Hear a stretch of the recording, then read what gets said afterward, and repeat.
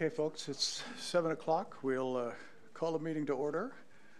Just before we do the approval of the agenda, I'd like to note, if it's okay with council, that we move a climate change motion up to the mayor's report. We can do it at that time so people don't have to hang around for the whole show.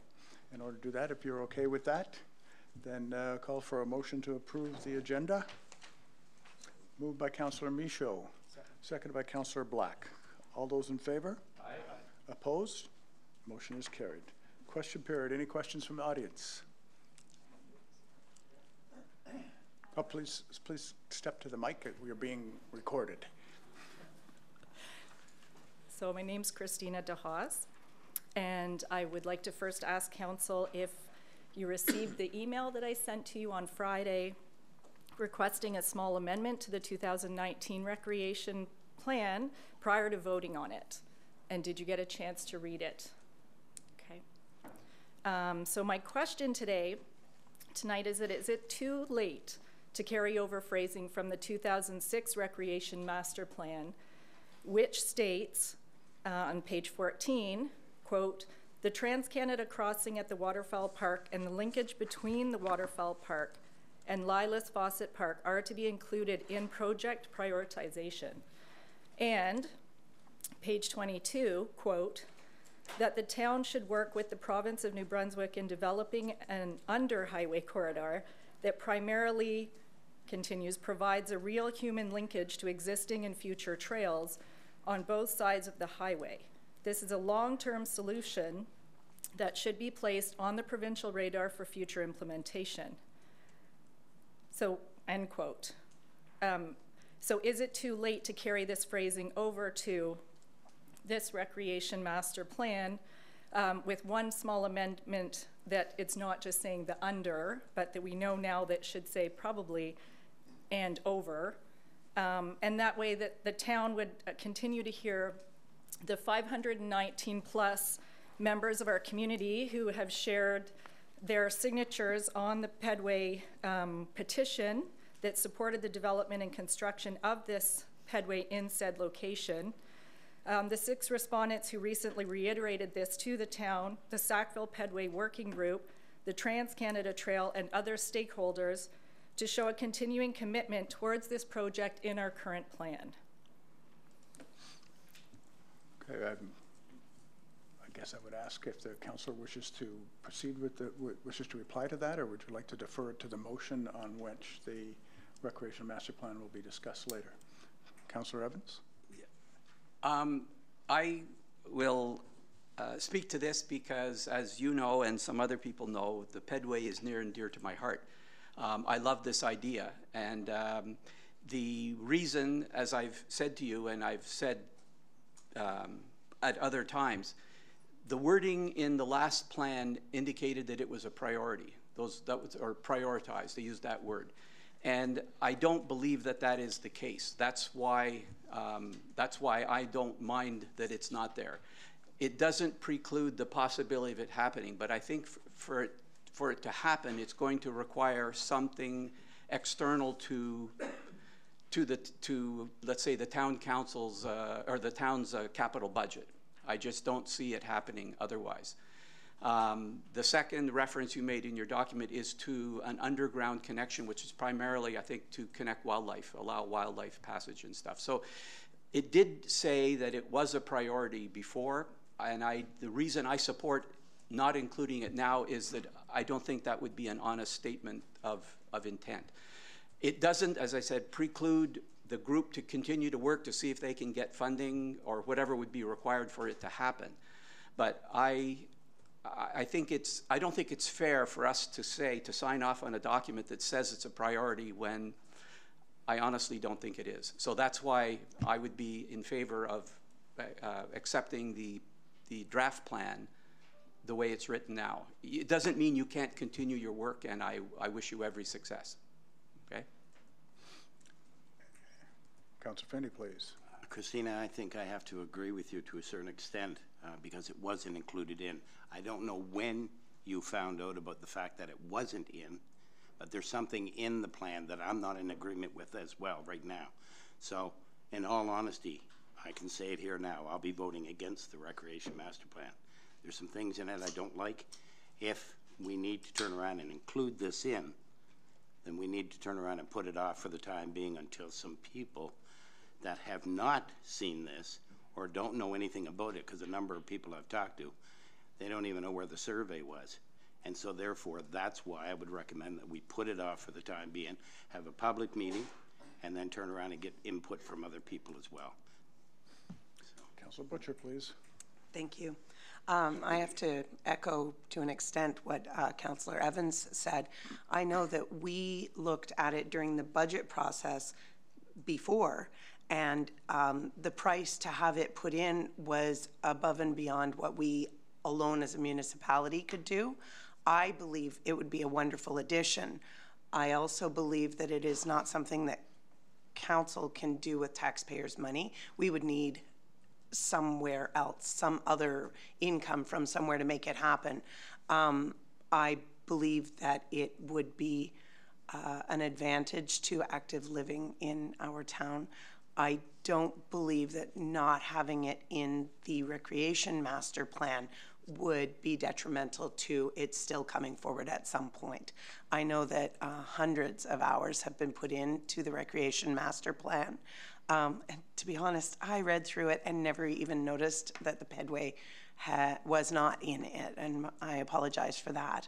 But I still believe in this recreation master plan, and I still believe that if money were to come from somewhere else, that we could still have the pedway and not go, oh, well, it's not in our recreation master plan, so therefore it's not something that we would be interested in doing. I think that they can be exclusive of each other.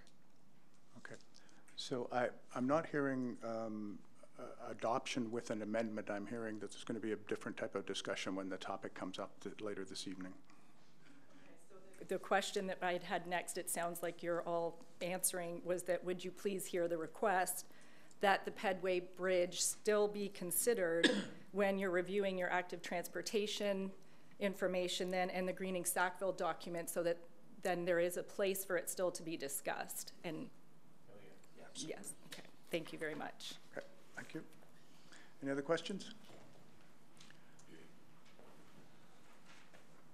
Yes, I have a question about all the trucking that's been going on this winter down Queens Road. And you've got a lot of complaints about the noise and that and through the winter, but it was a job that you were trying to do. I understand that. But we have a no jake brake bylaw in this town.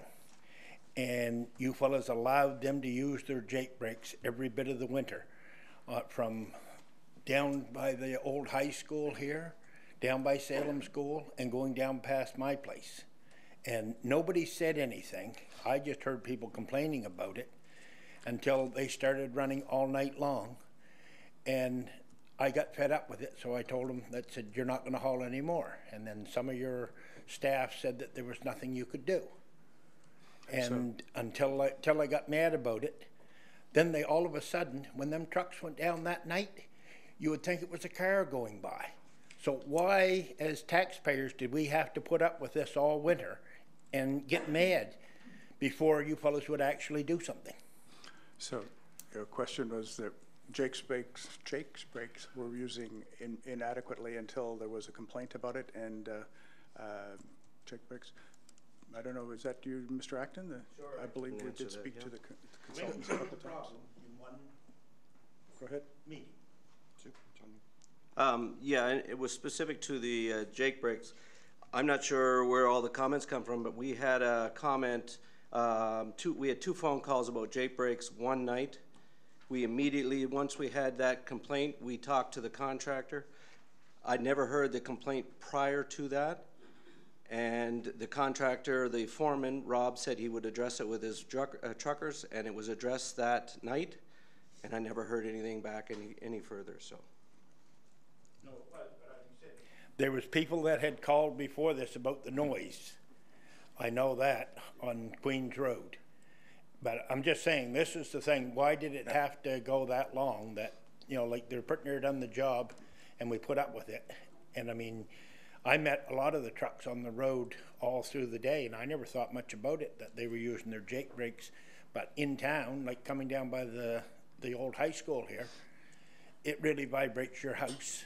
And people down there were complaining, but there was nothing done to it. Mr. Ecken? Your Worship, I've been traveling the roads throughout the entire project, and I've never, ever heard the Jake brakes.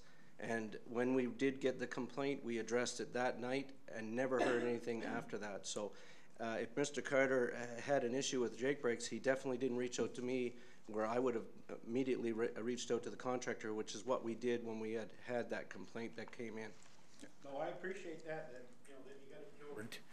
But like I said, I think it should have been, because the time that they were working in the middle of the night, it should have been addressed a long time before that, or check. And in my mind, where was our bylaw officer?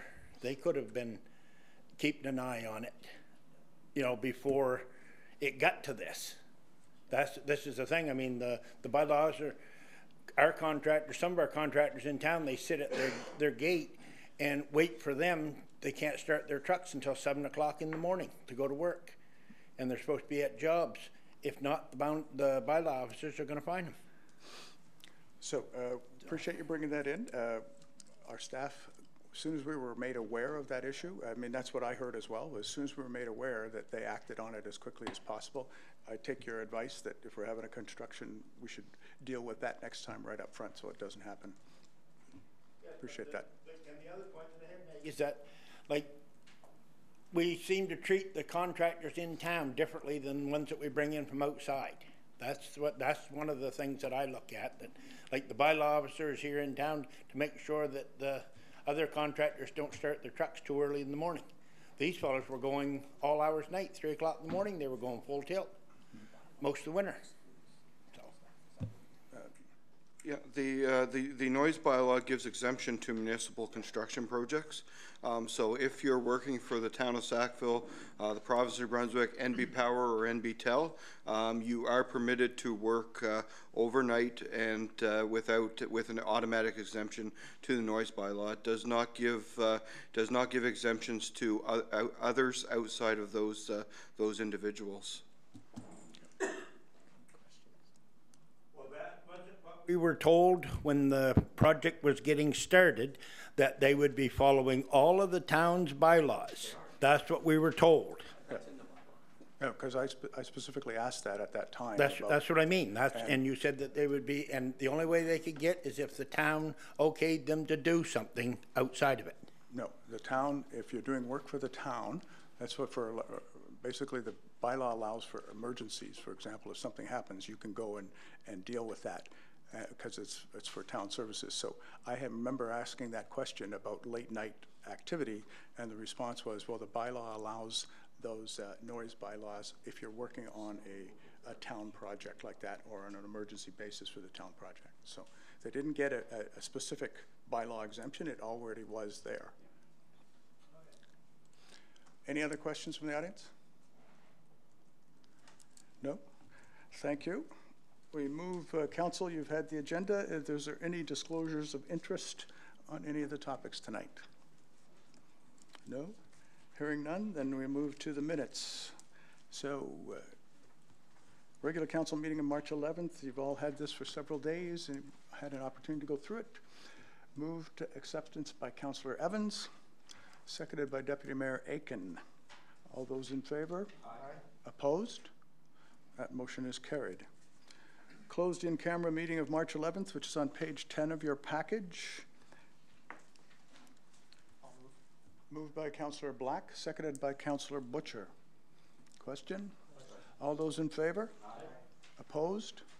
Motion is carried. Special meeting of council on April the 1st on page 13 of your package.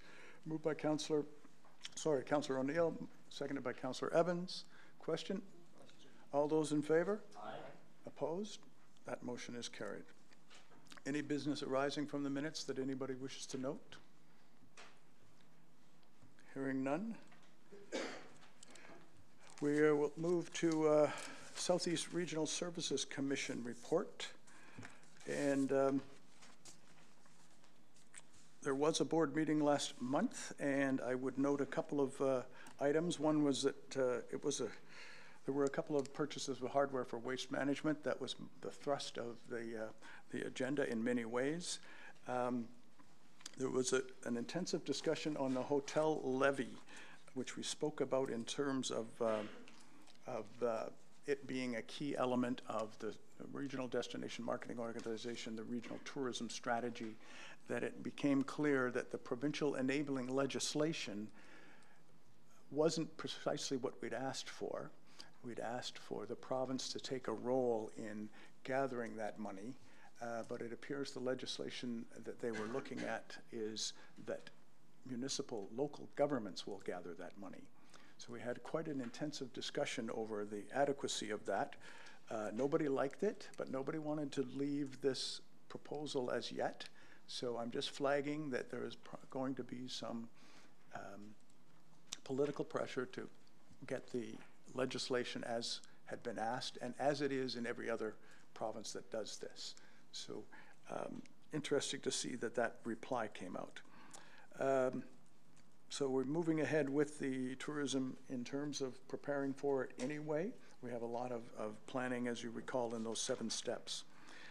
The Service Commission also created 3 working committees, and they are, instead of the strategic committee had established 3 areas of priorities, so there is now a water and waste systems strategic committee looking at what the systems are, how are they compatible, where are there gaps, what types of services are being missed in LSDs and other areas, looking at an inventory to suggest what to the board, what might be the most appropriate first or initial steps. Similar, there is a strategic committee on policing, and this is separate from a note that you would have gotten last week about the RCMP's own review of local and provincial policing practices. So that notice was also raised at the commission, and at that point when we had both our committee and this raised, I said neither one of these are the missive from the RCMP really sounds like it's a cost efficiency exercise, which tends to mean that if we're skeptical about it, that the local contracts such as the ones we have, they don't like having to spend time on managing those things. So my view is that part of this is looking at the potential for perhaps squeezing us into a regional contract. And the policing committee of the Southeast Regional Services Board wasn't considering the questions of accountability and local responsibility to the population that's being served. It was also missing what I felt is that local accountability. So I did raise it. I'm raising it with you now because I think the Southeast Regional Service Committee on Policing may look at some of that when they're looking at some of their models. I would ask you guys to reconsider the review as laid out by the RCMP and as to whether we should perhaps provide a more formal response to that, that perhaps there should be another criteria attached to the 3 economic effectiveness ones. So I'll leave that with you for the moment, and we'll circulate, maybe I'll circulate a message later to you all asking for that. Councillor Evans, yes? Yeah, can I just clarify, is this review being initiated by the RCMP or by the province or the region? Department of Public Safety by the province. Okay, correct. Because right now there are 2 ways that RCMP do policing in New Brunswick, or in communities. There's the provincial PPSE one, I think is what it's called, and then there's the individual contract that we have. And we're really satisfied with ours, as are the other 8 municipalities. And the initiative is to change it all to the one that the people who currently have it are not satisfied with. Right. That's the ironic part, and that's the reason I'm not interested. So if there's any way we can provide that feedback through the Regional Service Commission, you have my support. Well, we can also do it directly ourselves. That's okay. what I'm suggesting we All right. probably should do. Individually, or is this a decision of council? As council. Okay. So I'll draft it and send a draft out to you guys for review on that then, if that seems like there's consensus. Okay, so there were 3 committees. I did talk about water and wastewater, policing, and the third is local government and taxation. So that is, again, looking at what is the spread of types of governing structures that are in the Southeast regional area. So we have towns like ourselves, we have villages, we have the Tri-Cities, who also has some slight different governances amongst themselves where they cooperate on services, and we have a lot of LSDs, and we have a rural community as well. So there is a variety of types of structures. So again, it's the idea of let's get everybody to understand what those structures are, what options there may be, what taxation questions may arise. As you know, there's been lots of taxation questions across the province from larger cities like Sussex, Campbellton, St. John, about the amount of fiscal burden that the larger towns take on when they provide recreation services to a larger region. And we've had that same kind of discussion here as well. So those questions are, this is kind of the first step towards addressing some of those questions, just getting the facts out so we can have some more in-depth discussions on what some of those options might look like. So the other major thing that came up was that I did note last time that the board felt that some of their meetings were probably not required, that things were moving along quite well, and having 12 meetings a year was probably not useful. They did come back, and we did adopt a lower restricted number of meetings. I believe it's a total of 7 for the year instead of 12. And we have a revised schedule for those meetings now. And I think it does reflect well on the Southeast Regional Service Board that it has reached that stage where things are being done by committee work and coming back to the board, and administration is moving quite well. So and in comparison, as you may know, at least one of the regional service boards, there are 8 of them, at least one of them is presently under independent management. The board has been disbanded, and there are a couple of others that are having tremendous difficulties with their mandate. So in our case, we're actually looking at a very effective and efficient structure that seems to be working quite well. So that's it for my report. Deputy Mayor, anything to add from any of your session? Okay. Any questions on that? No? We will move to Lori for the planning element of the Regional Service Commission. Thank you, Your Worship. In the month of March, 3 permits were issued for the town of Sackville. This brings our year-to-date total to 9 permits at a total construction value of $44,000 approximately. This compares to last year by the actual numbers are up from 6 permits to 9, but the actual construction value itself is down, which is typical just based on the different types of construction projects that come in. In the month of March, the Planning Review and Adjustment Committee did meet and as well review the Town of Sackville's proposed building bylaw, and they have passed a motion, which I've included in my report, to recommend the proposed bylaw to the town for adoption. Other projects that have been worked on is staff have made an effort to send out notification to all the potential sidewalk cafe operators in the town to remind them of the obligations for renewing permits each year and outlining what's required to renew that, as well as reach out to a couple other ones that haven't yet applied for that process, and to give them some indication as to the actual process that's required. And you'll recall that as sidewalk cafes can operate between the May 1st to October 31st timeframe.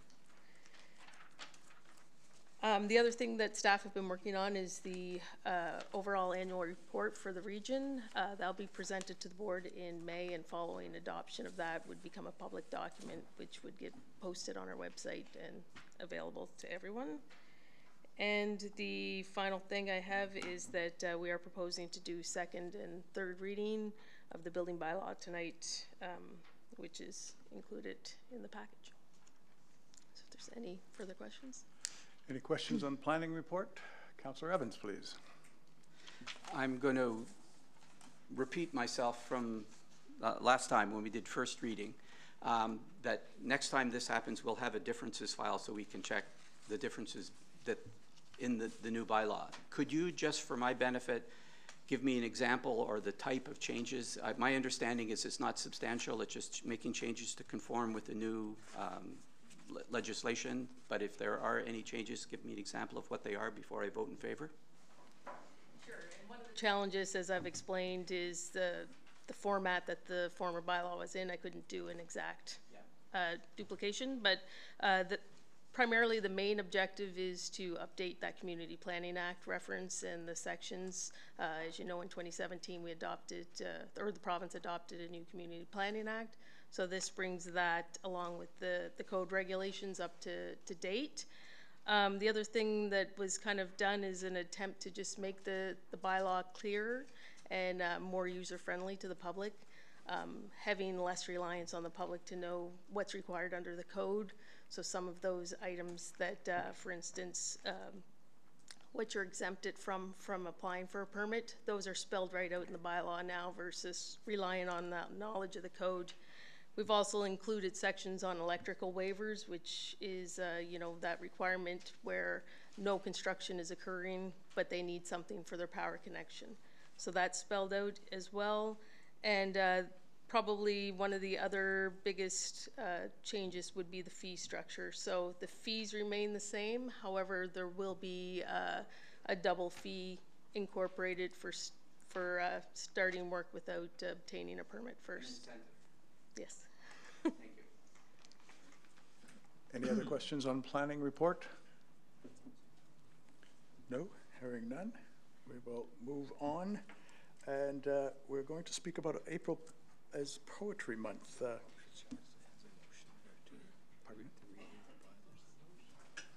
Oh, sorry, is there, sorry, I missed that. Motions sheet.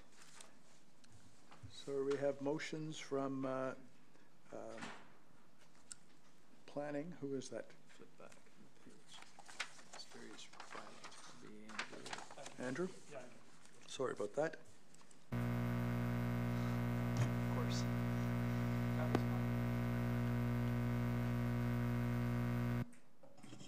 Thanks, Ron.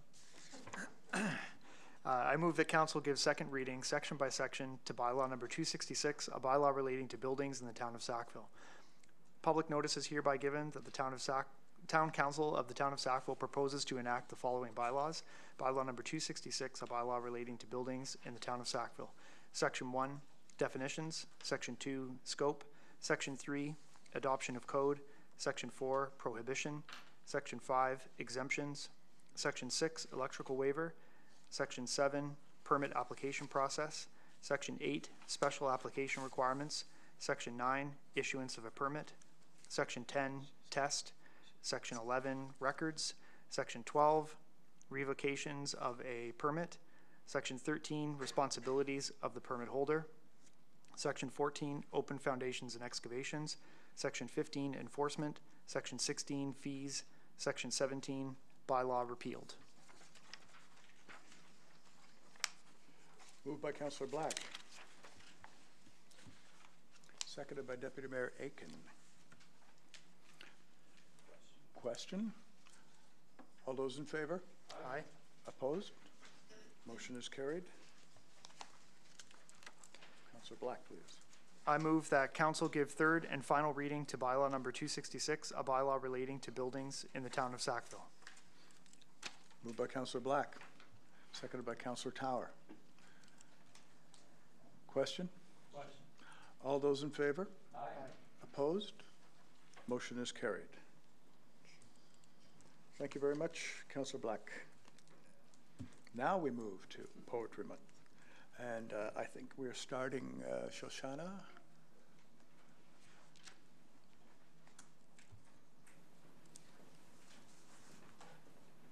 Hi. Thank you, Your Worship. So this is National Poetry Month, April, and I'm going to do something a little unconventional and read you a poem that I've read to you before, but it is pertinent to the discussion today. I wrote this poem, I'll just tell you briefly, when I lived in Newfoundland after Hurricane Igor, when we had a lot of outport communities that were cut off because the roads washed away. And it was a big discussion in the news then, and this poem came out of that experience. And it's the title poem of my book. It's called Radio Weather. When there should be snow, there is rain, rain, rain, then ice, then rain. The radio host asks call-in listeners if they think this is a sign of climate change. Old-timers hit speed dial, sidestep the point, eager to talk storms, lives marked by weather. Recall jumping out of windows when the doors were blocked with snow. The hospital filled up with broken backs. What does it mean? The questions gather. Oh, I have another story, a good one. This storm flooded the town, then froze it in its shell. Each home a snow globe of its own. That one felled trees older than most houses. Rain pummeled us for days until the roads gave way, just buckled. The ground beneath us heaved and upended. Water everywhere, devouring the road as if it were a sandcastle. Took bridges too, whole towns unglued, adrift, now islands of their own. Weather serves up memory better than any book. Who likes to think about means and ends, how things change so slowly until they snap? We fear our maps outdated, pencil sketches on onion skin. Our stories, though, tell us who we are. Thank you for having me. Thank you. I think that's one Public Works should have up on their wall. You're welcome to it. It would be my pleasure. Thank you very much, and thank you for taking over from Marilyn, and we look forward to seeing you. I'm honored. I'm going to read a proclamation, and we also have an event that will be talked about as well throughout the evening. So, thank you. So, National Poetry Month celebrates poetry, writing, and the contribution of poets and all writers to the identity and quality of life of our communities. These initiatives also celebrate libraries and the work of municipal leaders to promote literacy, reading, the arts, and culture. Whereas poetry reaffirms our common humanity by revealing to us that individuals everywhere share the same questions and feelings. Whereas poetry is a mainstay of oral tradition and over the centuries can communicate the innermost values of diverse culture. Whereas thousands of organizations participate through readings, festivals, book displays, workshops, and other events, on behalf of the Town Council and the citizens of Sackville, I hereby proclaim April 2019 as National Poetry Month in the town of Sackville.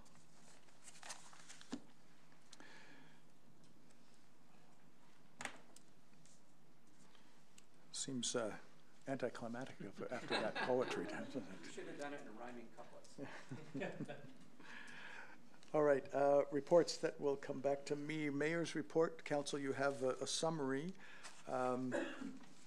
Under media, I have none to report, but I do note that Mayor Cogan from Amherst sent me an email late today indicating that he had been approached by CBC Halifax in conjunction with CBC Moncton Radio, who wanted to do a larger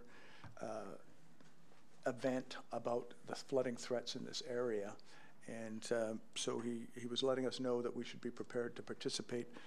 The details are starting to be worked out through his staff, and we'll be contacted when there's some coordination between the two. So following up on other recent Canadian press articles as well. Was at Mountie Day here at Town Hall, putting the flag up, and we had quite an attendance, as you saw. I also attended the Mount A Alumni Evening at Resurgo Place at the President's request, and it was nice to see that he also invited the mayor of Moncton, and she showed up as well. So it was a nice forum, and the president particularly talked about the need for the Mount Allison to be more involved in the communities in which they operate and in the communities in which they're located. So he made that a strong point about what he wants the university to look like in the near future. Some of you may have noticed that there was the 50th anniversary of the Bantam Provincial Hockey Champions, who came into town, and they invited me to attend some of their functions. They were on the ice for we were coincidentally hosting the Bantam Provincial Championships this year. Unfortunately, our local team, the Legionnaires, as they still are named 50 years later, did not get to the finals, but 50 years ago, to that same week, Sackville did win the provincial championships for Bantams. So they all had a good time, and lots of interesting stories being told at the places they were at. Community-supported education, previously we talked about it as education reform. It has taken a different form of community-supported education. And we met in this room with the Minister of Education last month, and he endorsed the concept and liked it.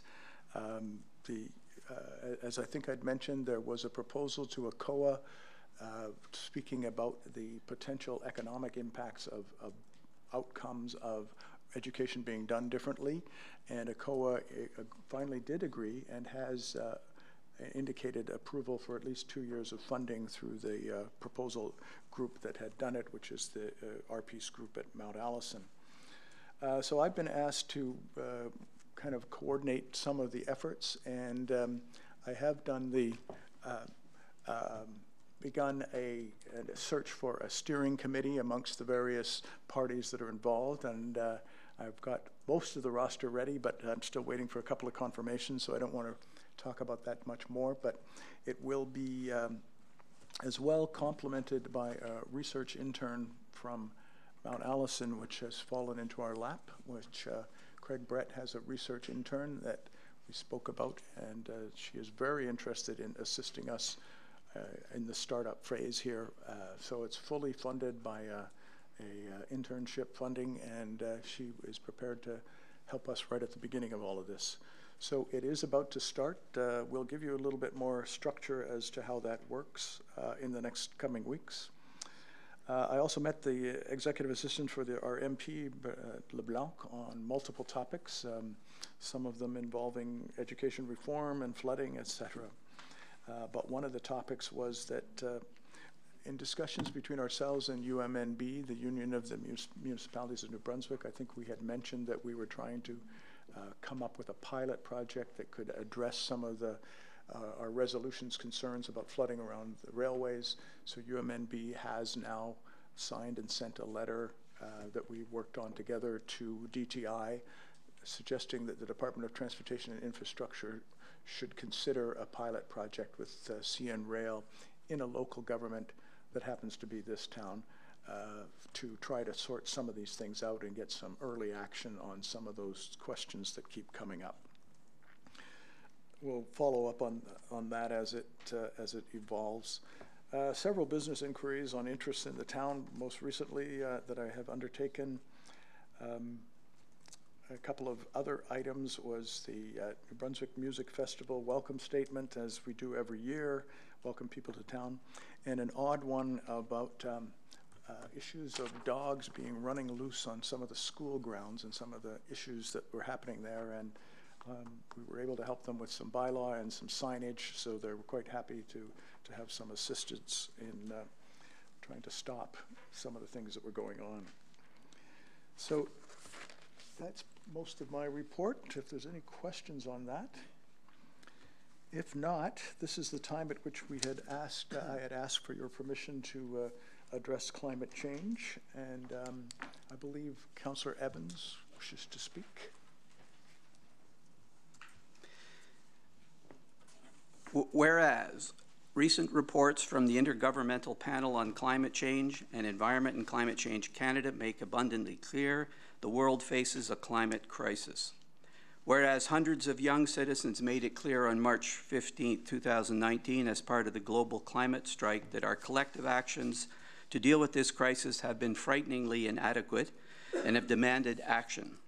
And whereas any hope of adequately dealing with the crisis will require coordinated action on a global level, and whereas appropriate action will not happen without significant public pressure, and whereas public pressure will only happen if the public is aware of the facts and engaged in combating the crisis, be it resolved that the town of Sackville acknowledges that the world faces a climate crisis, will help amplify awareness of the crisis and help educate and engage the community, will actively lobby other levels of government to act in response to this crisis, will continue with ongoing town efforts and continue to explore further actions to mitigate and adapt to climate change within available resources, will consider climate change during the town's operational decision-making processes, and finally, will establish a roundtable, not finally, I'm lying, will establish a roundtable on climate change comprised of various community stakeholders with a mandate to provide advice and guidance on climate change initiatives as part of the town's annual priority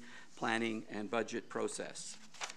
And finally, will encourage the community to continue to come together to raise further awareness on the implications of climate change and suggest related actions at the community and municipal levels. Moved by Councillor Evans, seconded by Councillor Michaud. Floor is open for comments or questions on the motion. Deputy Mayor Aiken. Thank you, Worship. First, I'd like to congratulate those that framed this motion. I think it's, I've made clear my objections to simply symbolic motions in the past. And I like the fact that this one has some real attainable goals and direction to it. I think it's important, too, not to lose sight of what the town has done in a general, not just climate, but general view of the environment. From our pesticide bylaw to banning plastic bottles in Town Hall. We're part of the Partners for Climate Change. We're part of the Blue Dot movement. And it's not immediately obvious, but the water diversion project we're working on Lawrence Street combines a lot of natural features in terms of not using a lot of man-made structures to make it happen. I'm reminded of the water diversion in Winnipeg in the 1950s, where they constructed a massive concrete spillway around the city of Winnipeg to divert the Red River, at the time known as Duff's Ditch. That was, again, did the same thing roughly that what we're doing, but had a lot more impact in terms of manufacturing all that concrete and so on to make it happen. So I'm happy to support this particular resolution. Deputy Mayor. Councillor Evans. Yeah, sit down and brace yourselves. I've been thinking about this a lot, so I've prepared some remarks. On Friday, March 15th, the Ides of March, I heard a lot of passionate and informed speeches, and I was presented with a statement from a bunch of young Sackville citizens pointing out that all of us who share this planet are facing a climate crisis which, if left unchecked, will be catastrophic, especially for the poorest and most vulnerable among us. The science is in. This is no longer debatable, and it's not good enough, whoops, keep reading. And it's not good enough to simply no longer deny the reality of climate change. So many of these young people pointed out the time for waiting, the time for arguing, the time for deliberating, the time for hoping is long past. The collective we have blown it, and as a result of this inaction, it's already too late to do it right. That's why it's a crisis now, and crises require dramatic action. As I see it, there are several schools of thought on climate crisis. First, we have the people who recognize the urgency of the crisis and whose awareness and engagement compel them to demand an appropriate collective response from government leaders. Then there are those members of the public who are more or less aware of the problem, yet manifesting a form of cognitive dissonance, continue to behave more or less as before. Then there are those in power who are currently doing what is almost certainly too little and possibly too late. But sadly, there is another group who, for reasons I cannot fathom, deny the urgency of the crisis, and argue against virtually any form of effective action by appealing to our selfishness, laziness, and myopia. More sadly still, some of the members of this last group lead provincial governments in Canada, including our own, and the federal government south of the border. The struggle and our ultimate success depend on whether members of that first group can inform and inspire that second group, work together to overcome the resistance of that fourth group, and pressure and support that third group in our collective efforts to deal with the crisis. Now, I happen to believe that if we are to preserve life on this planet as we currently know it without too much further damage, the national and provincial governments are going to mobilize huge resources and work in concert with other national governments. If that doesn't happen, then I think that we're doomed. And we have already seen that, left to their own devices, governments are not doing enough fast enough. I think it's disgraceful that our own provincial government is taking our federal government to court in an effort to undo efforts to curb greenhouse gas emissions. What we need to do as individuals and municipal governments is lobby these other levels of governments to act responsibly, to encourage others to lobby, to do what we can to mitigate the causes as well as the effects of climate change, and accept individual short-term costs for the sake of collective long-term benefits. It's going to require a lot of hard work and sacrifice if we are to succeed. But as those young people said, this is our future. We must succeed. As I became more and more aware of the climate crisis, I also became more aware that people have been telling us this for decades. Back when it was still a threat, before it had reached the crisis stage. This news isn't new, but sadly for us, it has taken too long to sink in. As Al Gore famously put it, it's an inconvenient truth. People really don't want to have to believe this. But as the deputy mayor stated that Friday, and again just now, the town has not done nothing. We can and must do more. These young people demanded that we recognize we face a climate crisis and we need to make appropriate climate action a priority in Sackville. I believe that we're doing this tonight. If our provincial and federal leaders won't do the right thing because it's the right thing to do, then we will show them by our example and we will pressure them with our lobbying and our marches and our strikes and our votes. I keep thinking about what my young granddaughter might ask me at some time in the future. Would she say to me, let me get this straight, you knew what was happening, you saw it happening, why didn't you do something about it? I don't want to be like those seafaring people on Easter Island who depended on wood from their trees for their survival, yet at some point, someone cut down the last tree. I don't want to see this happen on a global scale. I want to be on the right side of history. I want to be saying to my granddaughter that we did all that we could, and though things got pretty bad for a while, before it was too late, we were able to turn things around. I don't want to have to hang my head as temperatures and sea levels rise inexorably and increasingly frequent and intense flooding and drought and storms displace millions and chaos reigns, and have to say to my sweet girl, well, we just kept on doing what we'd always been doing because we liked living like that and it was easier and, well, I'm sorry we ruined your planet. Continuing to do the same thing and expecting a different outcome is what some would call insanity. Let's not be crazy. Let's recognize the seriousness of this crisis, the necessity of action, and do what needs doing to save our home. As those young people warned us, there is no planet B. Thank you.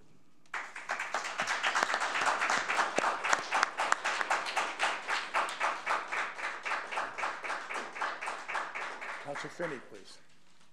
Thank you.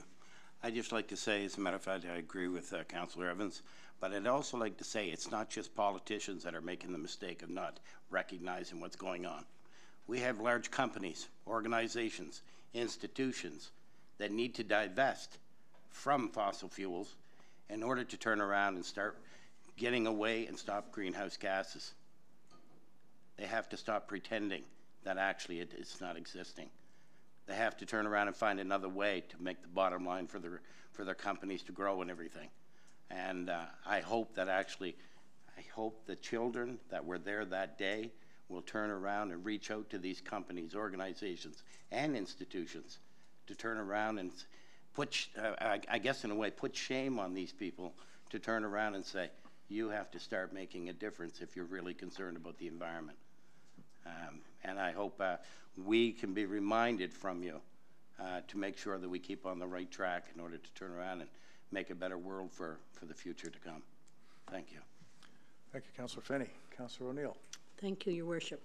I was just thinking that it sort of sounded like we had never put any thought into this before, but I don't know whether Mr. Beale would like to just kind of remind everybody here, because I know there's a lot of people that don't know the effort that was put into when this building was being built, how we were looking at climate change. And I think it's been a few years ago, but I know there's others out there that have no idea went into this building, the planning that it did, and it all dealt with climate change.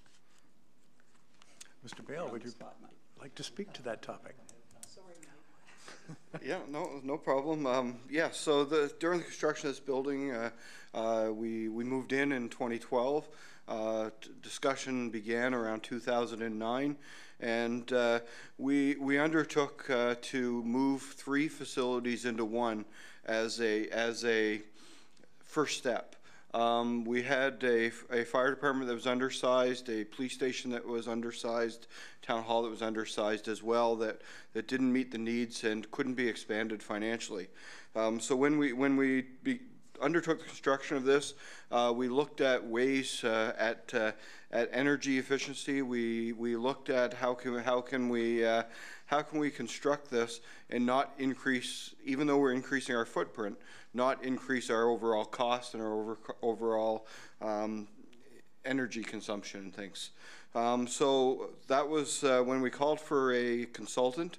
Architects 2000 in Moncton were the chosen one, and they had to have a lead certified engineer on staff in order to do that. What LEED does is looks at how can you reclaim the water usage, how can you look at ways to save things. So we had applied under the FCM Green Municipal Fund for this building.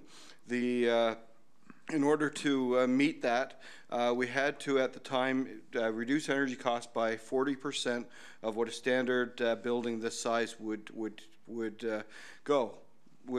use. So that allowed us for a $200,000 loan and about $2 million, a $200,000 grant and about a $2 million loan.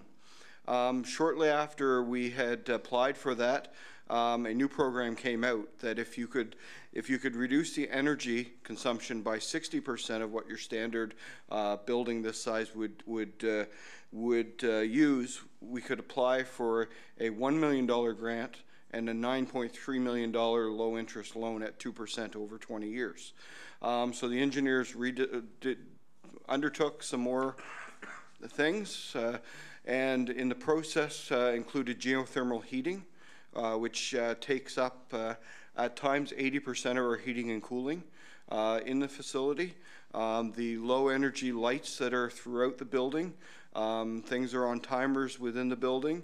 And when we submitted all the when the engineers, and again I'm not an engineer, but they submitted all the documents, it showed we were at 62% below what a standard office and municipal building this size would use.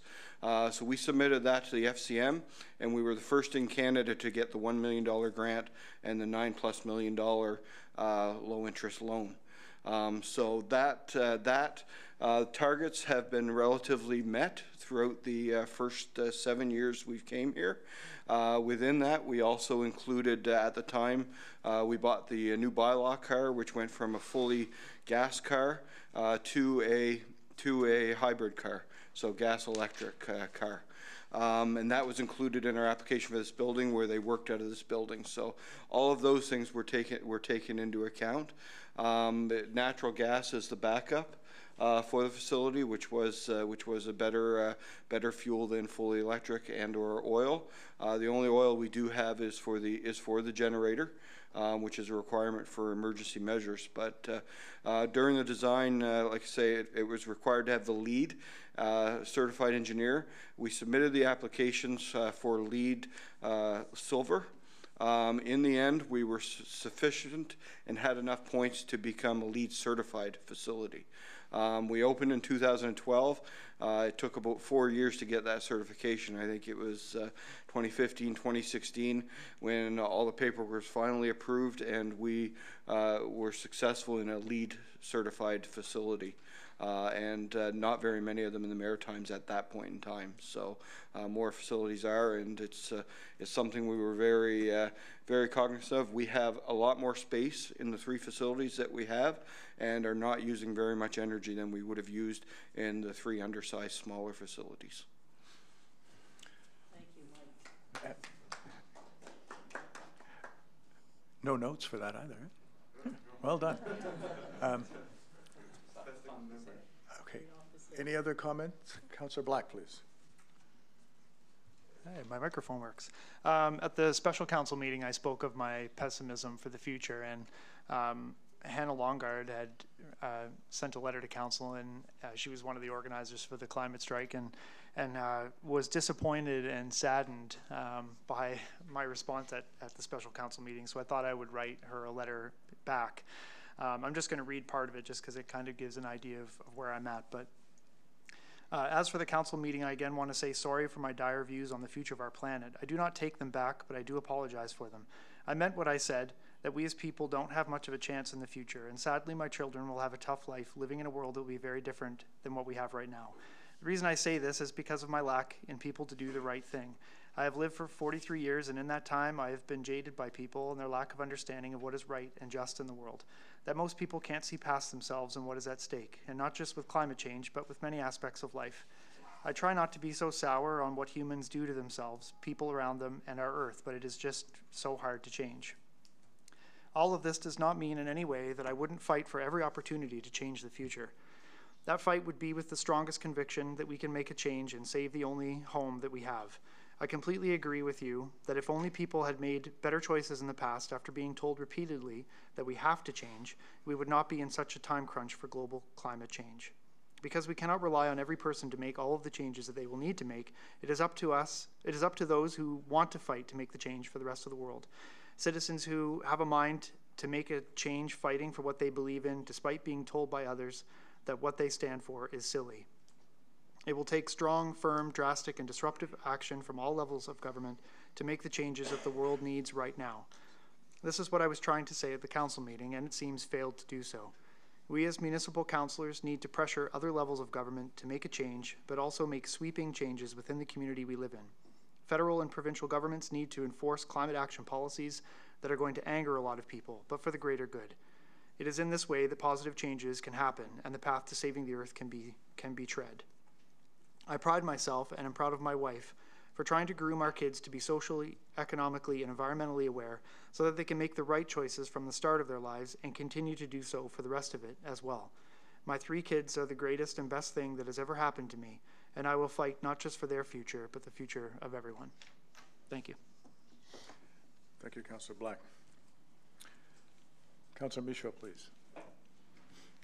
I don't have anything prepared to read, but I just wanted to say I just want to thank Councillor Evans and yourself, Mr. Mayor, and the 2 staff, Phil and Jamie, in kind of working through this motion to ensure that we're tackling this as a municipality and how we can make the positive changes we can make as a municipality. And it was a pleasure to work on this with you folks. Thank you. Thank you. All right, and no more comments on that climate change. Did we take a vote yet? Let's not neglect. Question. All those in favor? Aye. Those opposed? Motion is carried. Thank you all. We get to follow that up, first of all, by Shoshana. I'd like to point out that it is snowing now. So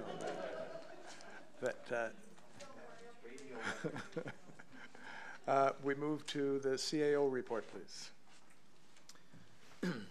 Thank you, Your Worship. The operational reports start with mine, I guess, on page 25. And as I've noted, that's been once again another busy month in a lot of the different all departments. And from that, there are several motions that will be coming forward this evening as well. And if there's any questions that come along throughout the night, I'm sure you'll speak up and ask. And if there's anything at this point that I can address for you, by all means, I'd look to try and address it and answering your question. Thank you. I don't see any questions urgently jumping up. So the report was in the package. For any other details, if you're good, I'll move on to Finance and Admin. Deputy Mayor Aiken, do you have, was there some confusion over the numbers, or have we got it set right now? Okay. Thank you, Your Worship. Before I read the motion, I'd say the numbers that appear in the motion sheet are incorrect. The correct numbers are on page 26 of the package. I move the Council accept bills and payroll for the month of March 2019 as follows. General Government, $299,787.22. General Capital, $417,313.62. Utility Government, $66,888.37. Utility Capital, $1,144.14. And salaries, $189,113.61. Moved by Deputy Mayor Aiken, seconded by Councillor Tower. Question? All those in favor? Aye. Those opposed? Motion is carried. Thank you. Liaison Councillor roll from Councillor Tower. Thank you, Your Worship. The information is on pages 28 to 33. The financial statement is included to March 19 to the end of it, and which is 1/4 of the way through the year with no anomalies. Year end is progressing as the auditors have completed most of the work for the 2018. They continue to request certain items and then complete checks towards a presentation to take place on May 6th. It's a special council meeting, a special meeting of council. There we go, get that all right. With the final approval coming on May 13th, their regular meeting.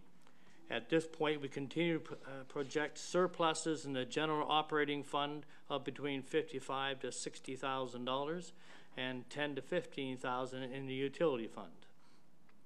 The capital investment plan respecting gas tax funding for 2019 to 2023 has been submitted to the province for their approval, following council's approval on the March council meeting.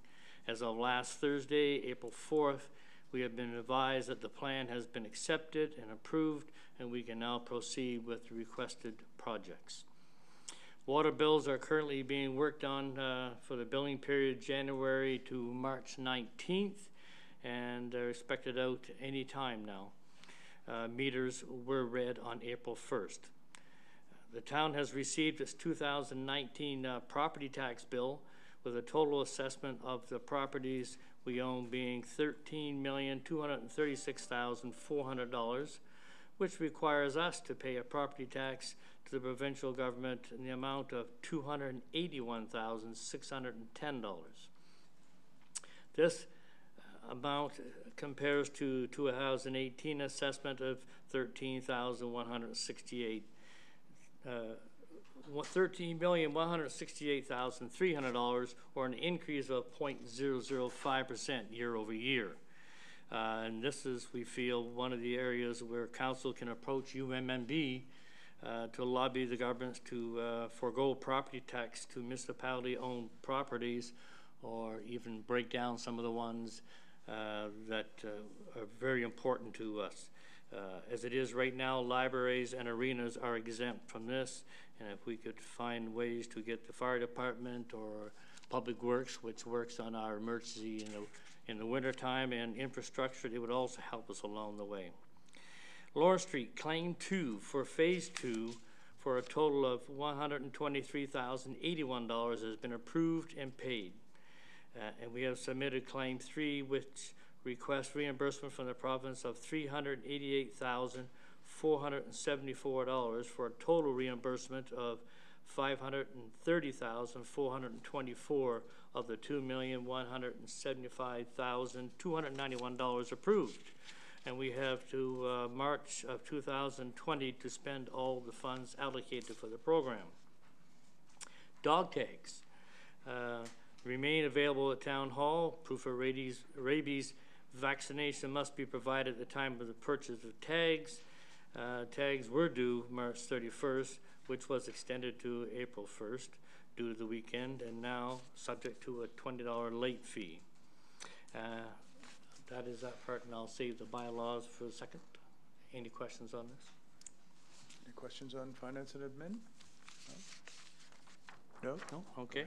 The bylaws enforcement is on page 34, and our new bylaws officer is getting super busy. He's feeling much more comfortable and has had fun with some of the overnight parking aspects, as we've had 51. And luckily for some people, that overnight parking ban comes to an end on April 30th, I believe, Michael? Right on. So May 1st onwards, some people will be safe. But it's nice to see that he is really getting his feet wet and people are getting to know him.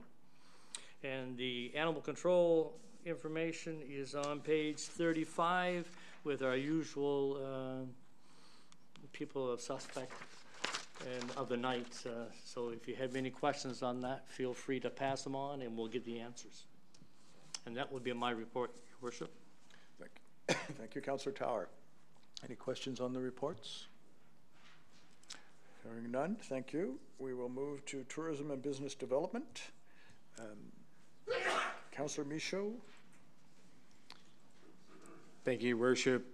The report appears on page 36 of the package, and I just want to touch on a few highlights here.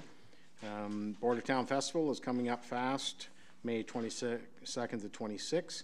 The full schedule is posted on the town website. One thing I would like to point out in that schedule is Live Bait will be presenting as part of the festival the play Cole about speed skating champion Chester Cole.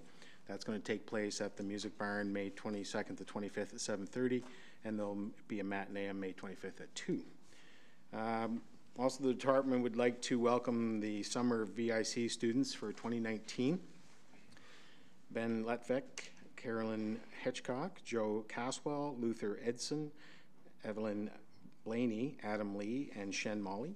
The department also received 3 Green Job Initiative grants for the summer student employment. This will pay 50% of 3 student wages for 10 weeks.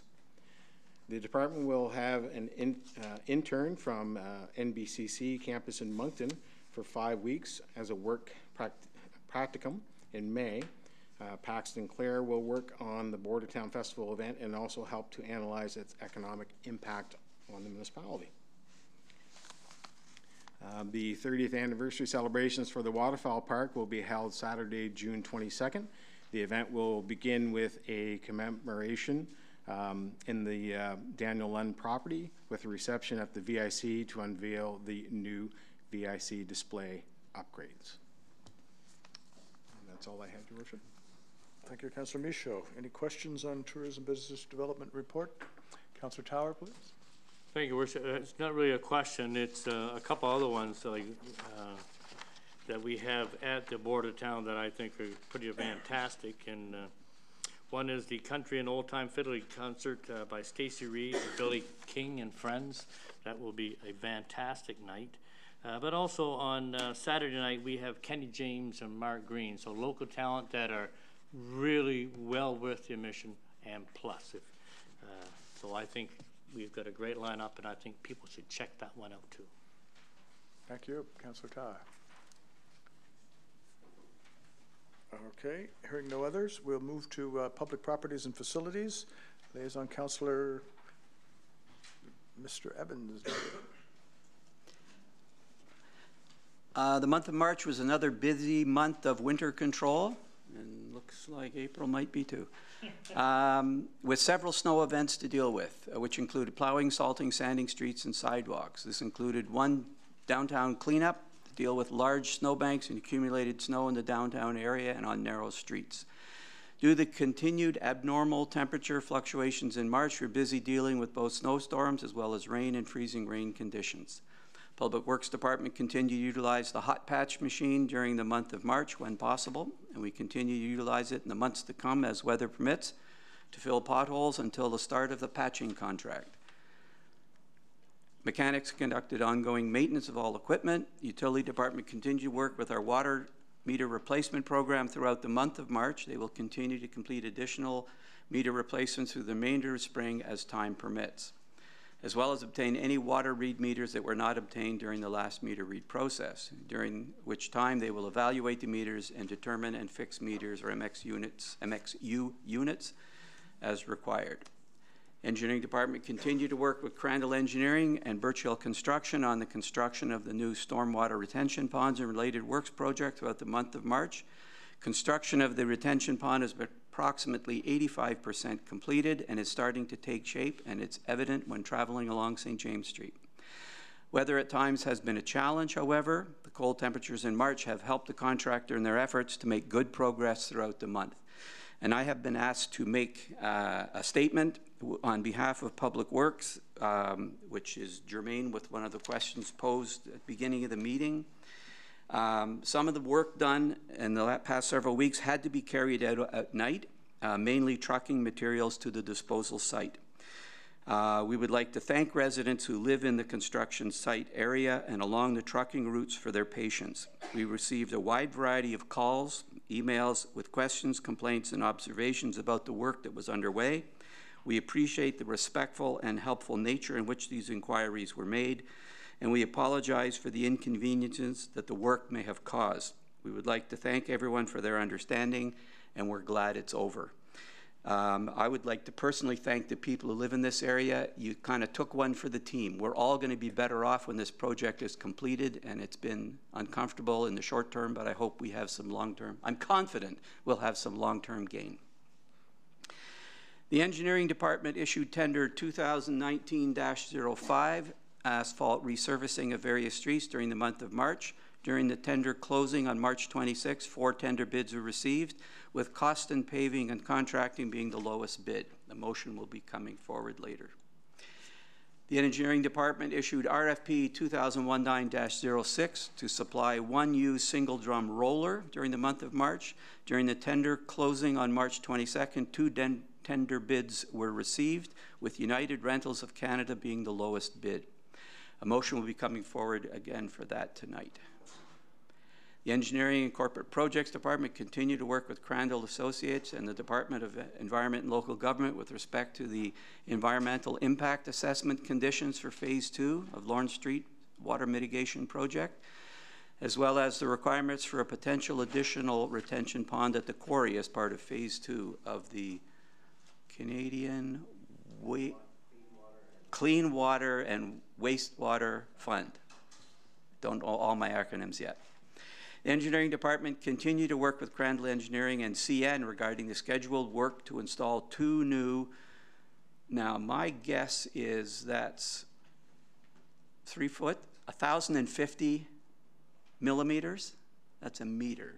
That's big, a little big, okay. For those of you watching on TV, Councillor Evans gestured. Culvert pipes under the CN tracks near Crescent Street as part of the Phase 2 project. The location of fiber optical cable had forced some minor changes in the location of the new culvert pipes, which is being coordinated between CN, the contractor Birch Hill Construction, and their drilling subcontractor, Nella.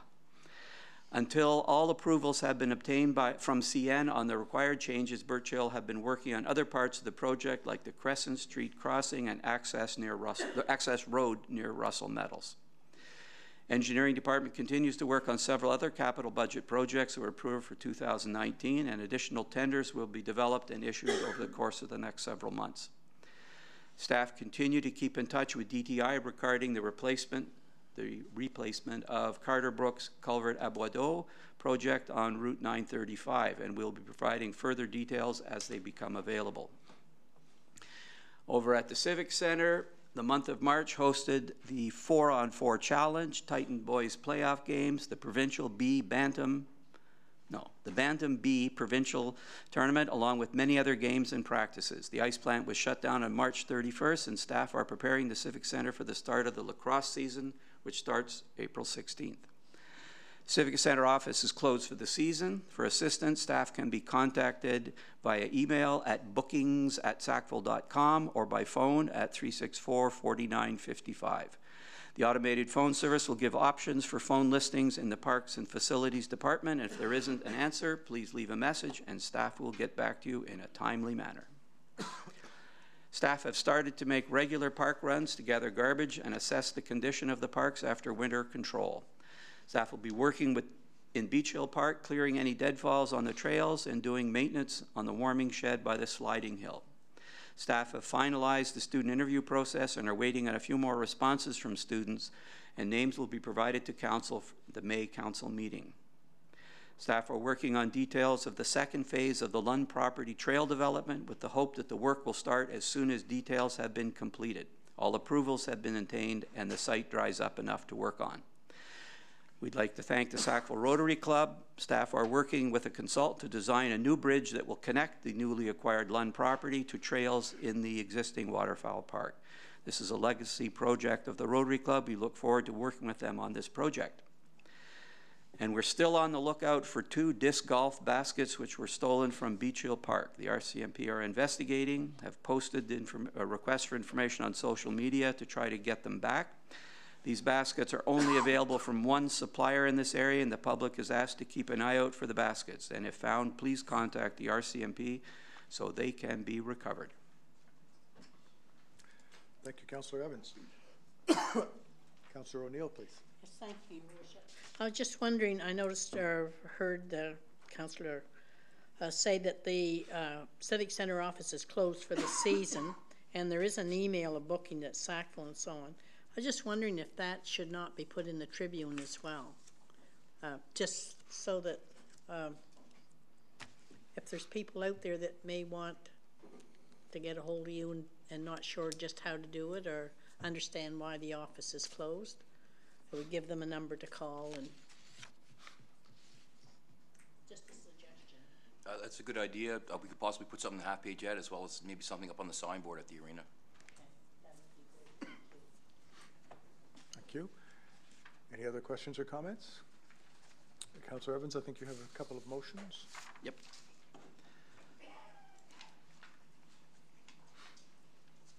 I move that council award tender number 2019-05 asphalt resurfacing of various streets to the lowest bidder, Costin Paving and Contracting Limited, Amherst, based on their unit prices included in the tender in the amount not to exceed $405,000, HST included.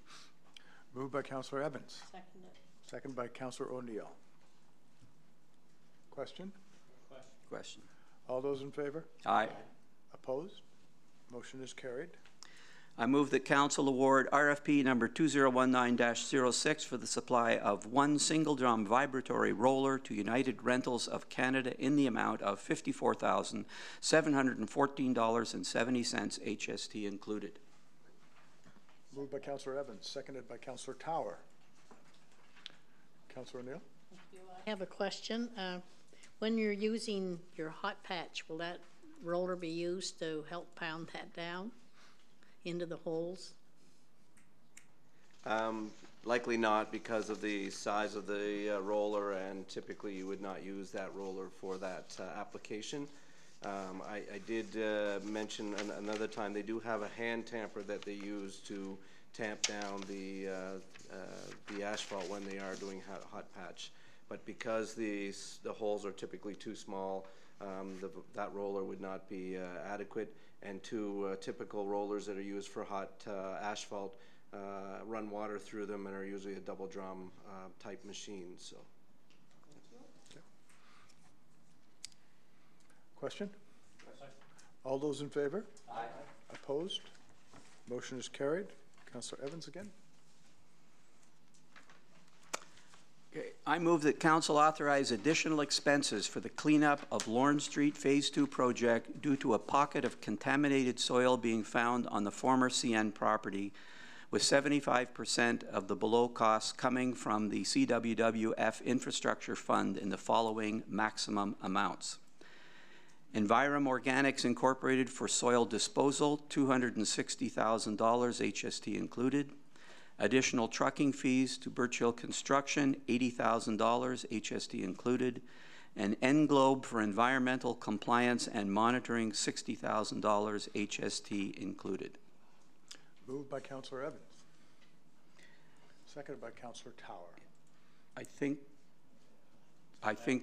we need, public needs an explanation. Public Works? Or who's speaking? Mr. Burke? Yeah, thank you, Your Worship, members of council. So I guess as we've stated earlier, we're 85% through the construction of the stormwater management pond, and despite going through a series of geotechnical investigations as part of the overall project, we have unfortunately hit a pocket of contaminated soil.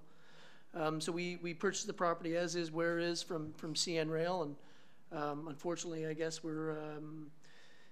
this was the only option for a stormwater retention pond of this size to be able to accommodate a 1 in 100 year storm.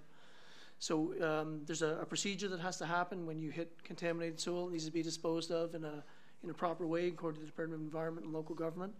So we've done the tests on the contamination found, and it is possible for it to be taken to the disposal facility, which is a licensed disposal facility in the province of New Brunswick, up the road in Memramcook. So there are some additional expenses, of course, one of which is the trucking costs, another of which is the disposal costs.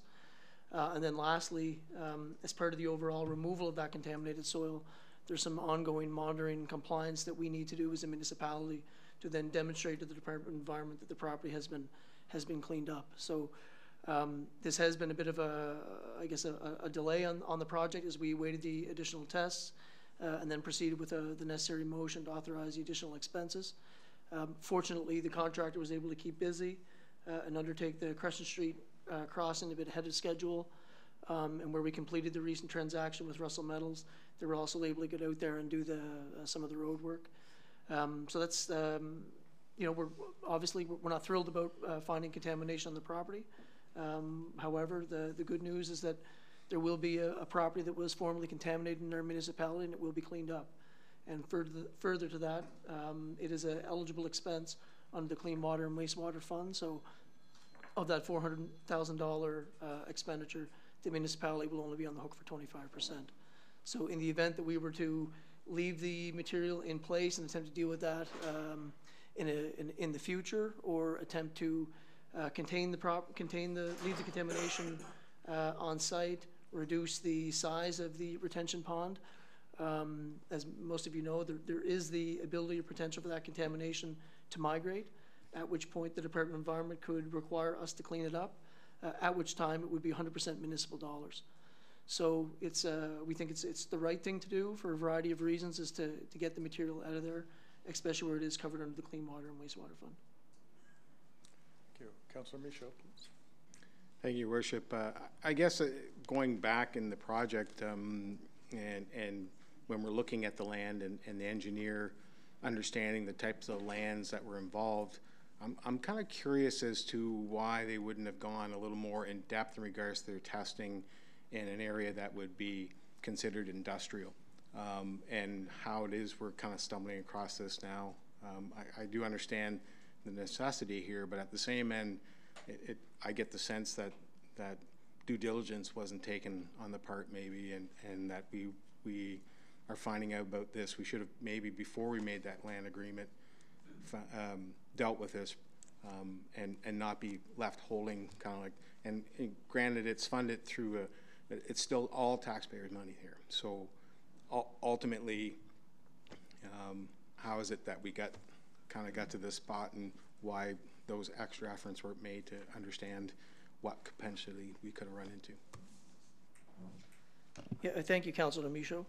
I guess it's hindsight, 2020 is a wonderful thing, and it's easy to sit here now and say we should have done this, we should have done that.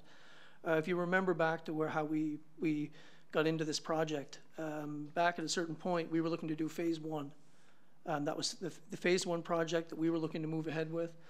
We received the funding, the project got underway, and no sooner were we kind of out of the gate, but then the province came knocking, indicating that there was the potential for some additional funds in that program.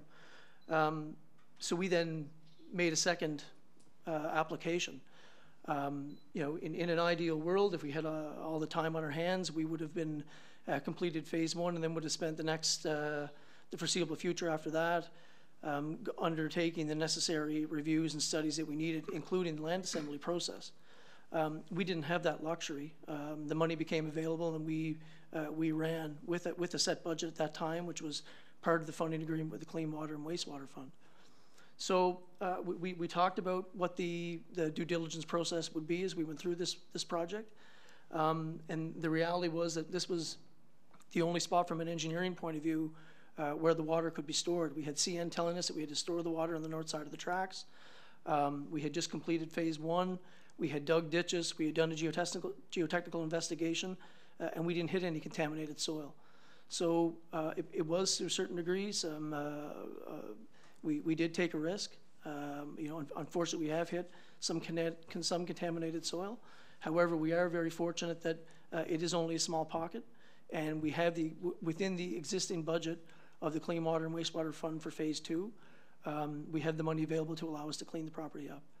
So I think, Councillor, it's easy to look back and say we should have done things differently. Why didn't we do this and why didn't we do that? We have a project underway. We've hit contaminated soil, and we think the most responsible thing to do is to get the soil out of there and dispose of it at a licensed facility. Other questions?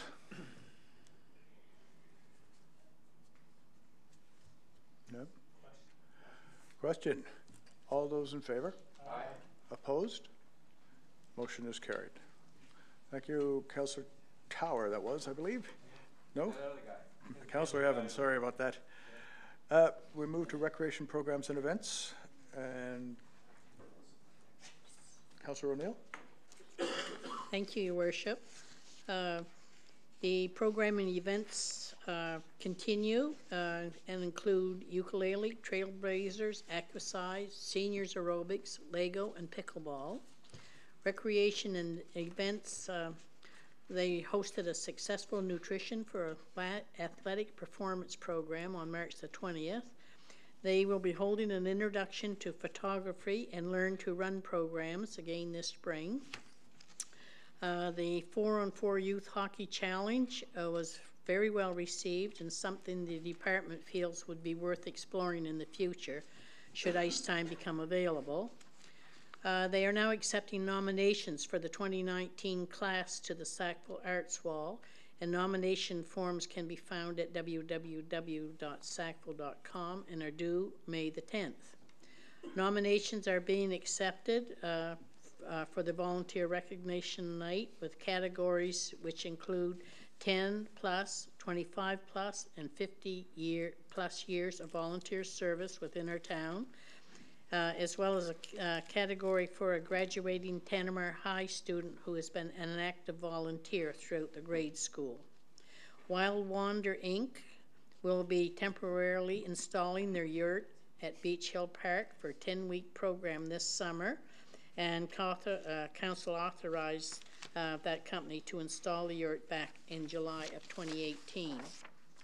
Mountie Day was held on March the 28th with a flag raising at 11 a.m. The event drew Mount A students, staff, along with community members and members of council. April is Poetry Month, which we've heard about, and don't forget to submit your poem for our annual poetry writing contest. It's a reminder that this Saturday, April the 13th, Muddy River Rollers Derby team. Boy, is that ever a tongue twister. Everybody know what I'm talking about? The Muddy River Rollers Roller Derby team will be at the Tanimar Veterans Memorial Civic Center. from 3 till 4, and then followed by a roller disco from 7 till 9 that evening, with a DJ, a disco ball, and a canteen. Watching the roller derby is free, while the roller disco is $10, and that also includes roller skates. And I might add, helmets are recommended, highly recommended. Summer students have been hired. Megan Dobin will be returning as our program coordinator and will begin work on May the 6th. Operation Beautification will take place on Thursday, May the 9th, and residents are encouraged to take time that day to help clean up the garbage around town. On June the 1st, the department will be partnering with the Maritime Federation of Model Railroaders to offer a model railway show at the Tanamar Veterans Memorial Civic Center. The show will be open to the public from 9 a.m. until 4 p.m. and will cost $5 per person, with children under 12 attending for free. And I certainly encourage you to mark your calendars for that date, June the 1st. The draft Recreation Master Plan was presented to Council at the April Special Council meeting, and a motion to adopt that plan will follow here. The Sackville Street Chalk Art Festival is again scheduled for this year and will take place August the 23rd and the 24th. And we have already booked our musical entertainment for this year's 19th annual Fall Fair, September the 19th to the 22nd. Friday night will include Sonic Pulp, opening for Kate Britton Band, Pretty Archie, and Saturday night will feature Kenny James opening for the Ray Oliver Band. They sound exciting. That's my report. Any questions of Councillor O'Neill? And I have a motion, Your Worship. John? Oh, sorry, couldn't see behind the bottle there. Oh, my bottle. Councillor Butcher, please. Thank you. I just wanted to comment that the roller derby is going to be so much fun. I was planning on going with my children so they could experience some of my 80s early teenhood, but I had a challenge given out to me by someone else who used to go to Saturday night roller skating during the early 80s at Allison Gardens, who said that, you know, so many of us should be out there showing our moves. So I'm going to attempt to not break a hip, but I'd just like to point out to anybody else from that era, maybe they should be there too.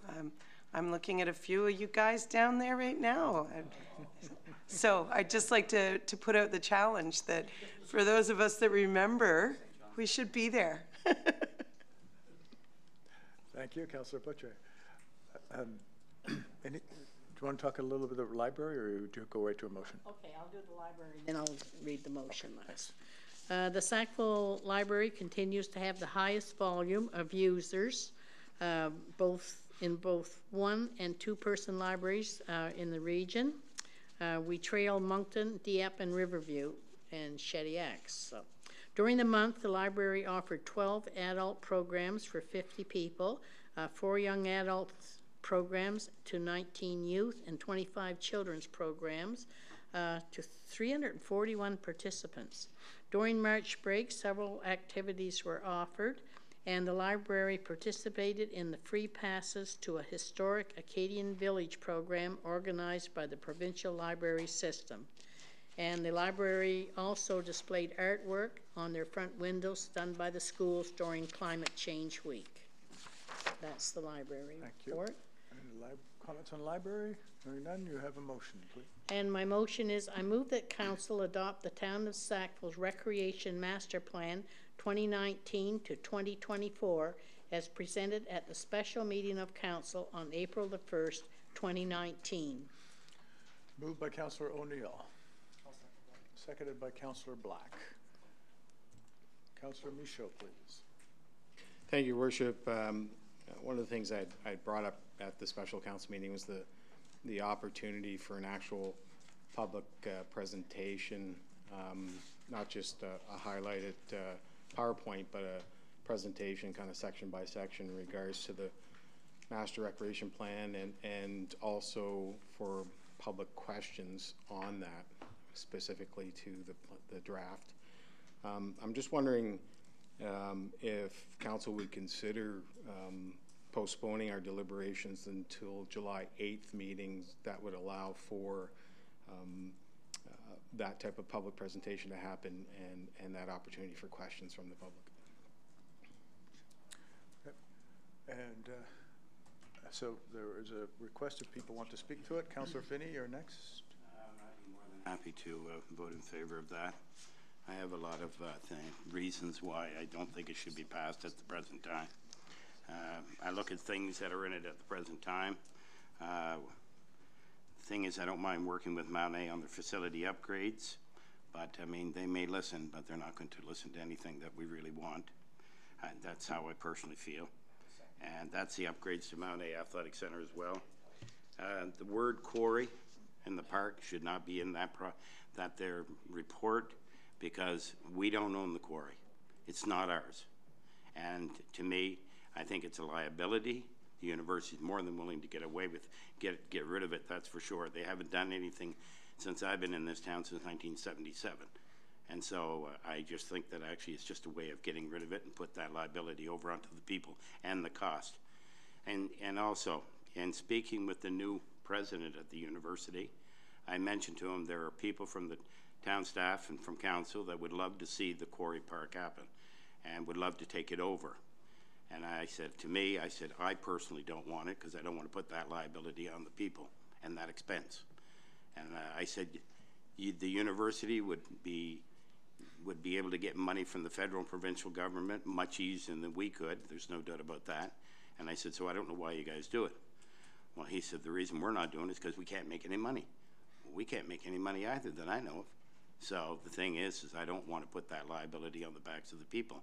And if I remember correctly, when we talked about it, about doing the quarry, I don't know, 10, 12 years ago, I think the estimated cost to do the quarry was anywhere from $1 to $3 million. If I remember correctly, I could be wrong, but I believe that was the cost at the time. We don't have that money. Provincial government doesn't have any money. The federal government doesn't have any money. So how in the world are we going to turn around and do it? And why would we put that liability on the backs of the people? Point of order. Are we debating a motion that hasn't been made and seconded? No, we have a motion to adopt the recreation plan, and people are speaking to that at this point. I haven't heard of. Oh, I see. Councillor Michaud suggested that people consider, okay, so but there hasn't been a motion made to that effect so far. Councillor Butcher, please. Thank you. To Sean's point, or sorry, to Councillor Michaud's point about wanting to have some more public consultation, I remember from when Mr. Pride gave us a synopsis of this recreation master plan, I remember being very impressed with how much input we did have. That is something that we struggle with always, with getting surveys out and things like that. But this one, there was a committee created, there was sports association focus group, there was a public survey, there was a youth survey, there was a Mount Allison student survey, there was a public consultation meeting, there was summer pop-ups where the summer students would go to the farmers market to just be there and ask. And I remember thinking at the time, wow, like there was a lot of time and effort put into making sure that lots of people did get their input. Over 500, I think it was a big number for us. So I think that the time for the input was over the past several months, back into last summer, almost a full year. I think a lot of time and energy has been put into this, and I think it's a really good rec master plan. I don't think we need to do more public consultation because there's a list of all the things we've already done. So I will be voting voting in favor of it. Councillor Butcher, Deputy Mayor Aiken. Thank you, Worship. I echo what my colleague Councillor Butcher said. I got an email from the mayor this afternoon asking about sample sizes, and 430, was it, Matt? Something like that?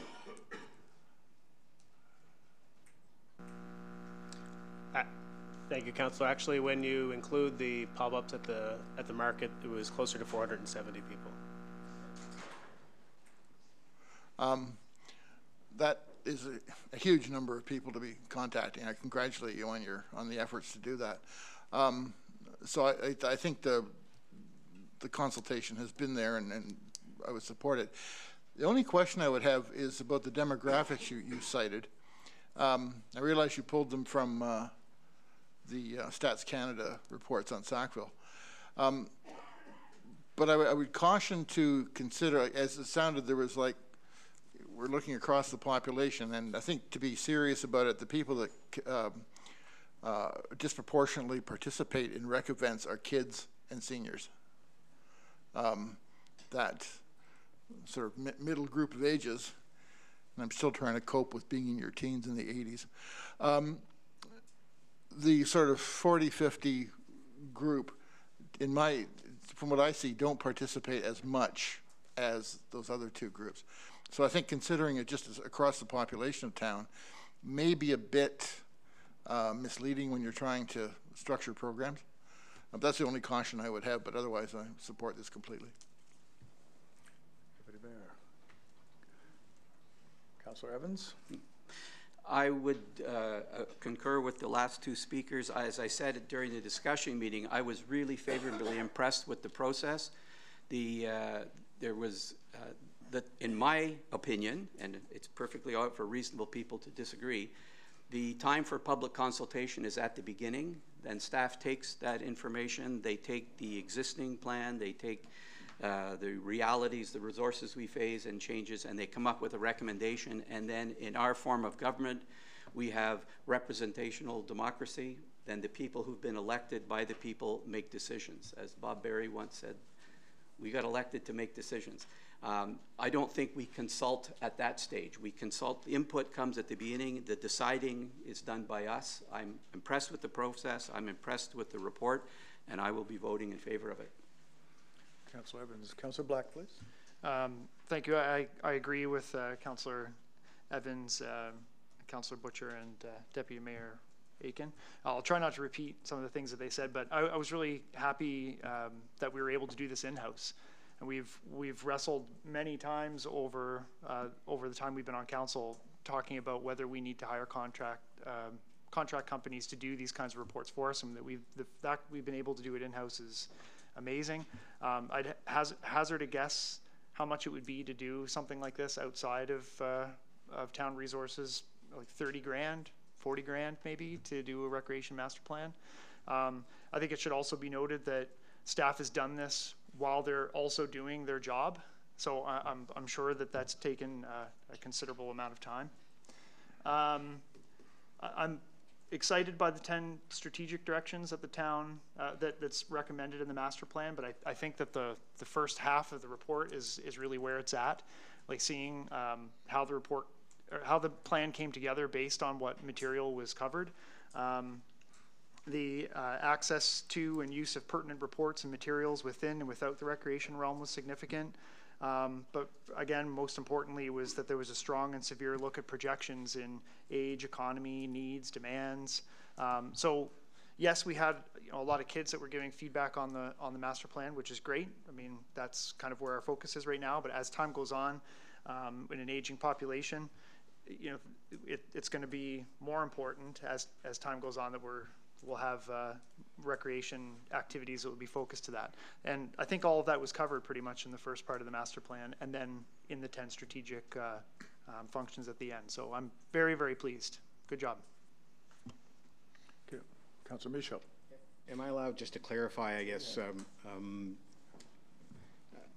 after my comments, people went to consultation, and that's not what I'm looking for here. Council and the public had a brief presentation made to them last week. And all I'm saying is it would be great that this was presented to the public to allow for questions. We already saw one come up tonight. It came through email to us on Friday, and there might be more out there. But having that opportunity, I think, to ask questions, I'm not talking consultation here, I'm talking questions. And I think that that would be appropriate, especially when we're talking about a plan that we're going to use to guide us for the next 5 years. So, I'm just thinking that if you wish to make that a motion to offset what we're now debating the original motion that was in the motion sheets. If you would like to make a motion, we could follow through it that way. Okay. And we'll see if that is So- accepted. Yep. So I'll make a motion that. No. We already have a motion, right? Can I ask? Can I ask? Respond? Yeah, just clarification here. If what Councillor Michaud is talking about is suggesting that staff have an information session so the public can be apprised of what's in it, explained, and they can have questions answered, I'm all in favor of that. We can still adopt a report if it's informational. If it's consultation, it puts the deciding of it on hold. I'm not in favor of that. But if it is an information session, then we have the existing motion on the table. It's not an amendment. So we have to deal with the motion that's on the table unless we table it. Let's just clarify on the motion here for the CAO first, and then we'll. Well, it seems to me what Councillor Michaud is suggesting is an interest to have something else incorporated onto the motion, the existing motions. And I'm not trying to put words in your mouth, but to me it was potentially could be to defer the addressing of this plan or approval or et cetera, acceptance until July 8th to allow for this, and then it would be a vote just simply on that. Or it could be, an amendment to, I forget what your last statement was. It was that there'd be a public presentation to this, so that perhaps it would be to be approved, and a further amendment and a public presentation be made to the public to hear and obtain input. So, but council, without the motion or the amendment to the existing motion, our discussion's a little bit all over the place because we're not quite sure what it is we're talking about. I think Councillor Bill is right in the sense that there's the original motion. Is there something else that you're wanting to add to the original motion? And if so, I think it needs to be framed in an amendment to the existing. I guess where I'm coming from on this is the fact that sometimes questions lead to changes. So there might be questions that arise that might not have been considered in regards to the information provided that may lead to a tweak or amendment, similar to what was presented through email to us and presented during question period at the first of the meeting. So I guess to say that to amend this motion that there be a public presentation, I'm more so on the fact that I would move to have our deliberations delayed until July 8th so that we can have a public presentation done to allow for questions and answers. So and that's my motion. I guess if there's somebody who would like to second it, that's great. So the motion is to amend the motion by. No. It's postpone, right? I think basically this is a motion to delay the deliberation on the Recreation Master Plan until July 8th to allow for public presentation to occur. Okay. Moved by Councillor Michaud. Need a seconder.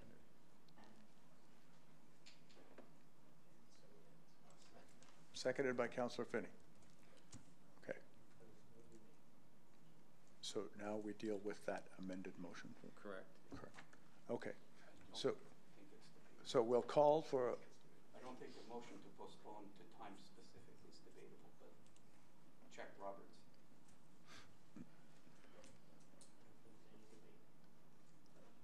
I would have to check Roberts. Yeah. I think you're right, but I don't know the answer off the top of my head.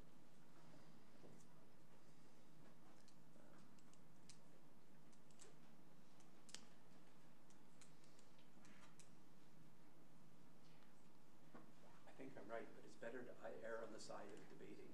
I'd need a moment to find it. Just advice to the chair.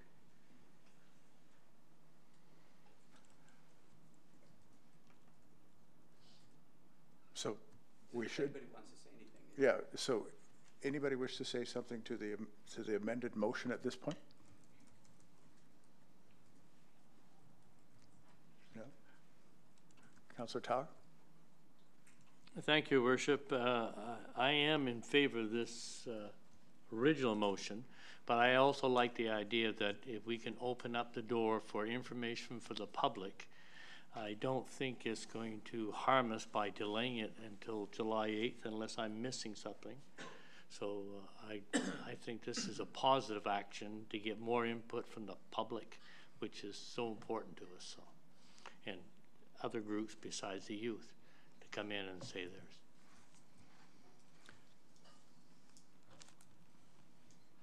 Other? Oh, we got it.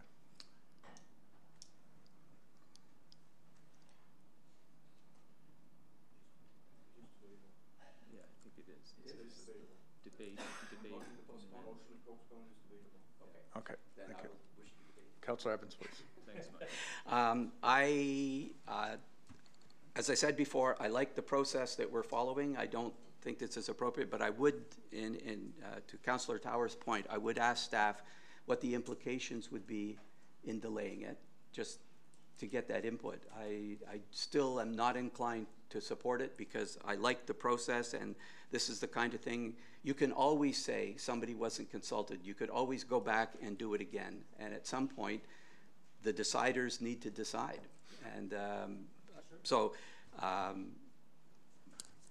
I will. We have a request. Yeah. Can staff address that, the implications of the delay? Oops. Thank you, Councillor. At the end of the day, it's really up to council. We've been going through this motion or this process for about a year and a half now, so it's really your decision at the end of the day. I mean, there's no, as far as you know, monetary or any kind of implications like that. There's nothing. No. Then, in response, the big implication, as far as I'm concerned, is, let's say we get a suggestion. Are staff going to go and consider it and think about the implications? And if we get 6 people and we get 6 different suggestions which are not compatible, how are they resolved? Are we going to do staff's job and come up with the recommendation and vote on it? The process is you get public input, staff presents something to us, and we say yay or nay. If we start, it's kind of like with the grants. If we start saying, well, let's change this part of it, I don't really want to go there. And so, okay. Anyway, okay. I'll have to think quickly. I don't think we have anything to lose by deferring it until July. As a matter of fact, as Mr. Pride said, there are no implications, financial or otherwise, other than the fact that we are going to get more input. I think that's one of our biggest problems. Our communication system is terrible. We know that, and it's been alluded to in this year that we need to turn around and put more money into investing into the communication aspect. There are a number of people I've spoken to that don't know anything about this recreation master plan. So the thing is as Councillor Michaud said, we saw one here tonight. But the thing is to turn around and just, what, all of us said, now we just accept it because of the fact, well, yeah, we're always going to have people that, you know, oh, I didn't see it or whatever else. But then again, are there people that maybe didn't see it and would have some good ideas to put into the plan? So what do we have to lose? Nothing, except to make it a better plan. Councillor Black, on the amended motion? I guess we're assuming that we're going to have council chambers completely full of citizens of Sackville coming and answering questions and asking questions about the recreation master plan. Maybe we will. That would be nice, I guess. Matt, have you heard of any groups that you've dealt with within the process who want a follow-up? Have you had any requests from Sackville citizens asking for a public presentation for the recreation master plan? I'll just make one more point. I think it's in the best interest of everyone in Sackville to be informed of what's going on. I firmly believe that. I still get people asking what the hole is that we're digging on Lorne Street. When phase 1 was going on, I had people asking, what are they doing on Lorne Street anyway? And this was weeks into the project. So there's going to be people, lots of people in Sackville who probably are unaware of what happens in dealings in Sackville, and not because they're ignorant, they just don't find that information out, and they're okay with that. But anyway, sorry. Go ahead, Matt. Thank you, Councillor. Sorry about the mic. Simple answer, no. The master plan's been on our website for about 3.5 weeks now. It was in the Tribune. Also, since it's been on our website, it was mentioned in the Tribune that there's an opportunity to provide feedback, and as well as work times from the discussion group. So in that time, I have received 1 email from 1 citizen, and that's it. So nothing from any organizations or groups. Okay, so I'm going to call a vote on the motion to postpone.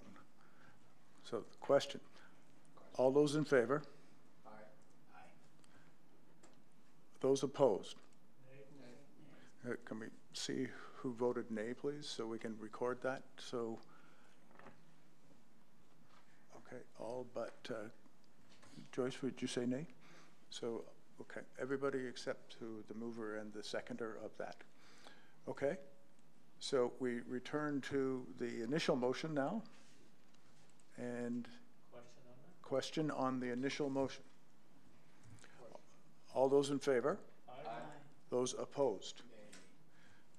Our hands up just so we can count. So it's Councillor Finney and Councillor Michaud. Thank you. Okay, that is done.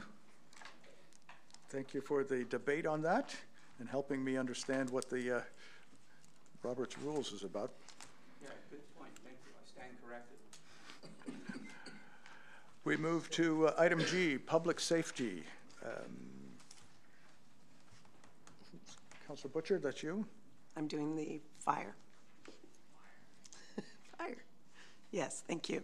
So the report can be found starting on page 46. We met with Chief Bowser and Sergeant Gagne on March 25th. Fire and EMO services. Sackville Fire and Rescue responded to 9 calls for service in the month of March. 3 motor vehicle collisions, 2 commercial fire alarms, 1 call for assistance from Ambulance New Brunswick, 1 utility pole fire, 1 rubbish fire, and 1 car fire. Training sessions that took place in the month of March were tours of the Sackville Memorial Hospital and Russell Metals, which is something I never even realized the fire department does. What a wonderful thing to go check out these big spaces so that if there is an event, that they are familiar with it. I thought that was pretty interesting. As well as they did a course in tag out lockout. Members also conducted station and equipment checks to ensure all equipment remains in a state of readiness. They had 6 members attend a certified course on wildlife firefighting at Riverview Fire and Rescue. And the firefighter level 1 course is being hosted at our department. It's going well with 4 members attending from our department and another 12 members coming from surrounding departments. And there will be 2 motions coming forward this evening for consideration. One is bylaw number 267, municipal emergency planning bylaw, that's been reviewed with minor housekeeping changes being recommended for first reading. And the other is a motion coming forward to dispose of 3 Scott 2216 PSI breathing apparatus, which have been taken out of service as the units are no longer required for our operations. Mark your calendars. Firefighters' annual pancake and maple syrup breakfast is scheduled for this Saturday, April 13th, from 7 till 11 a.m. And just a reminder, although you can't really tell tonight, nicer weather is supposed to be coming our way. Rubbish fires are strictly prohibited within town limits. And we would like to remind the citizens of Sackville that when they're having outside fires, they have to use an outdoor wood-burning appliance, which is manufactured non-combustible enclosed container designed to hold a small fire for decorative purposes only. And the size of the wood-burning appliance shouldn't be larger than 1 meter in any direction. 14th annual truck draw tickets are out and around the business community. Pick up your ticket early from any of the firefighters and make use of the coupons that are attached. And as always, remind the residents of Sackville to make sure they have an emergency kit prepared for 72 hours. 2 liters of water, food that won't spoil, like canned food and energy bars, and other items like a manual can opener, a flashlight, batteries, and a first aid kit.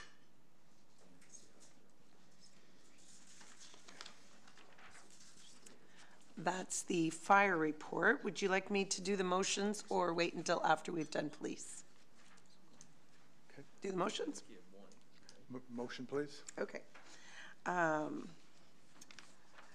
I move that council authorize the disposal of 3 Scott 2216 PSI breathing apparatus with face shields and carbon cylinder to the Village of Capellet Fire Department in the amount of $7,500 plus HST.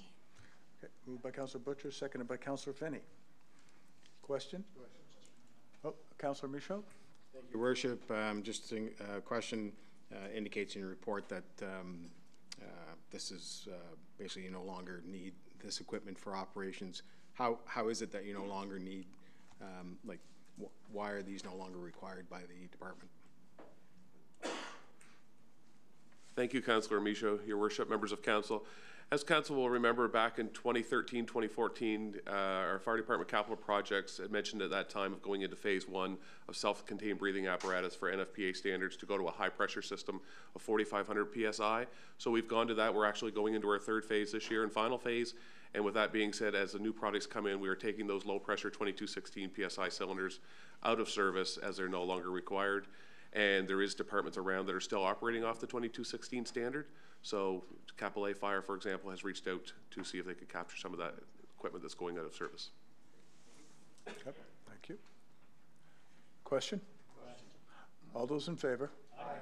Opposed? Motion is carried. Thank you. Councillor O'Neill. Thank you. This is for the RCMP report.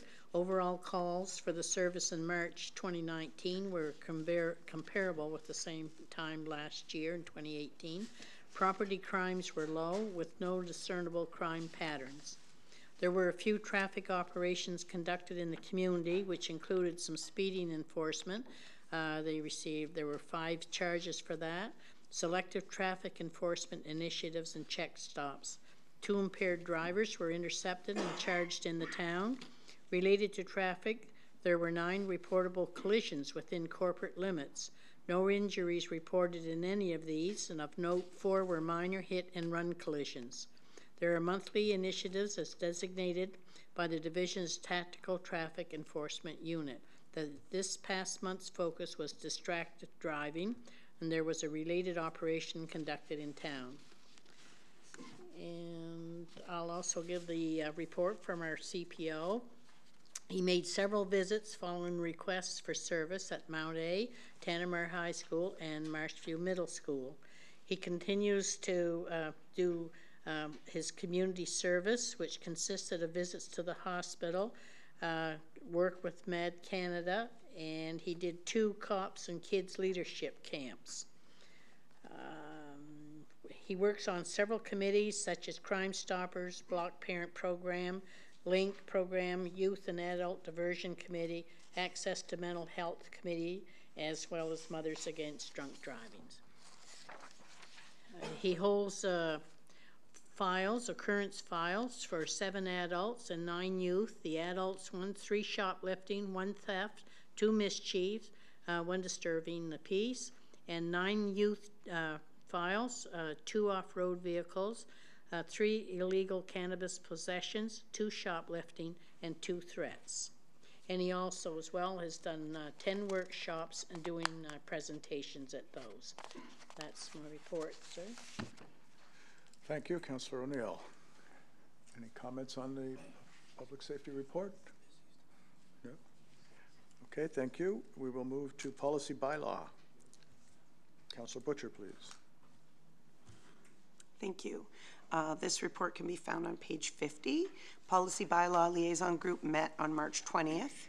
Staff continue to review bylaw number 251, a bylaw respecting the procedure and organization of council, and have now received several replies to the survey. Staff are reviewing the information received in the responses and will bring this bylaw back to policy bylaw liaison meeting in April or May.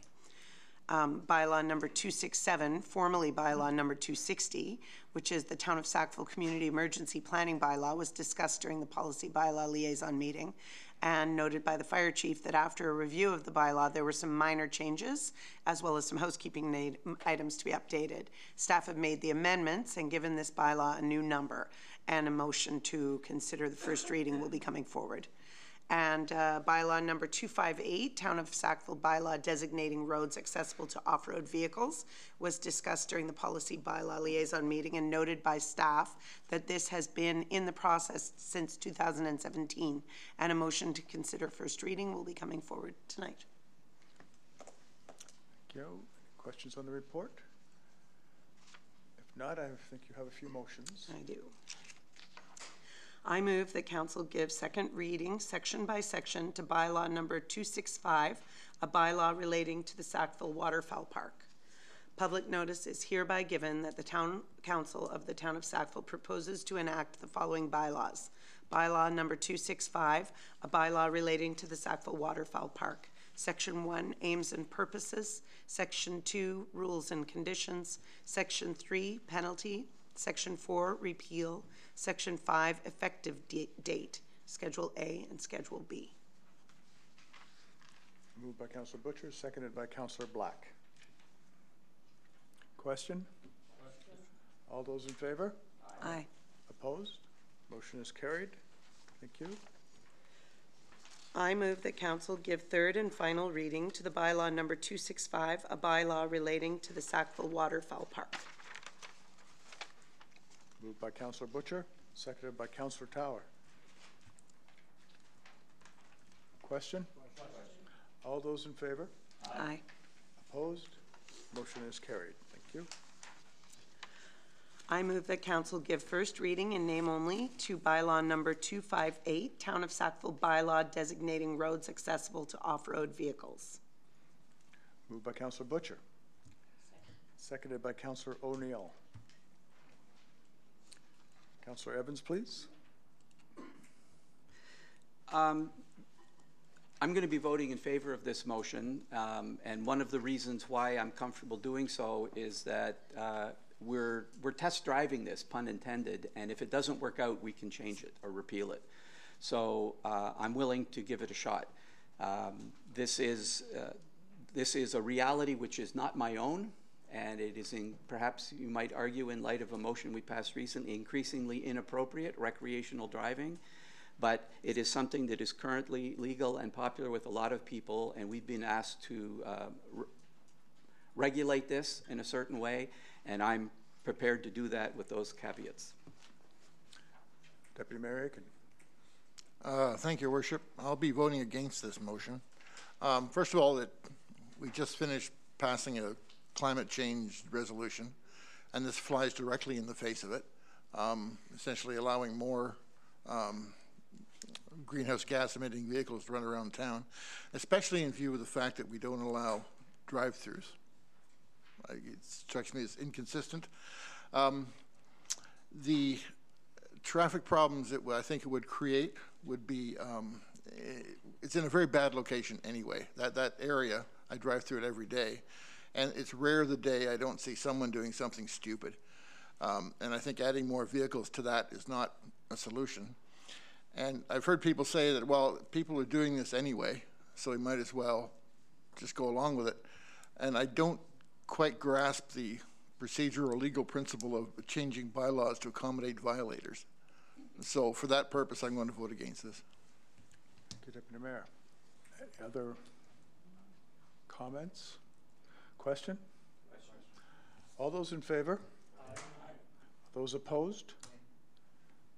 That's one nay. Deputy Mayor Aiken, one nay. So the motion is carried. Thank you.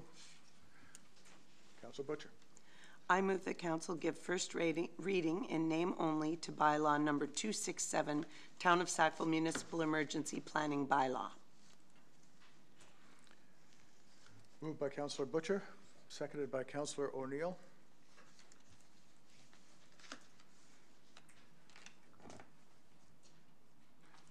Do we need any further context of anybody, or are you all comfortable with our previous discussions?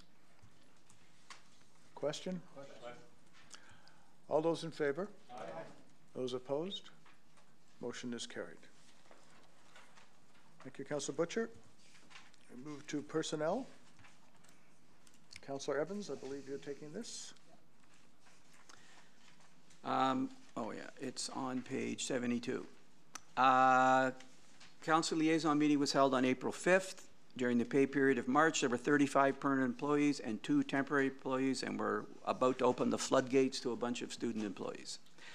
The grievance on call-out provisions has been referred to arbitration, and that remains outstanding. We don't have a date yet. At least I think we don't have a date.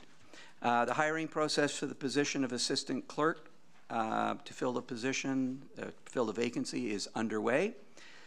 Summer hiring process that I alluded to earlier for various student positions is also underway and will be ongoing right up until the summer programs begin. And I have 2 motions, if there are no questions. Okay. I move that Council appoint Elizabeth Hartling as acting assistant clerk for an interim period ending when an assistant clerk is confirmed by Council and commences employment with the town of Sackville. Moved by Councillor Evans, seconded by Councillor Tower.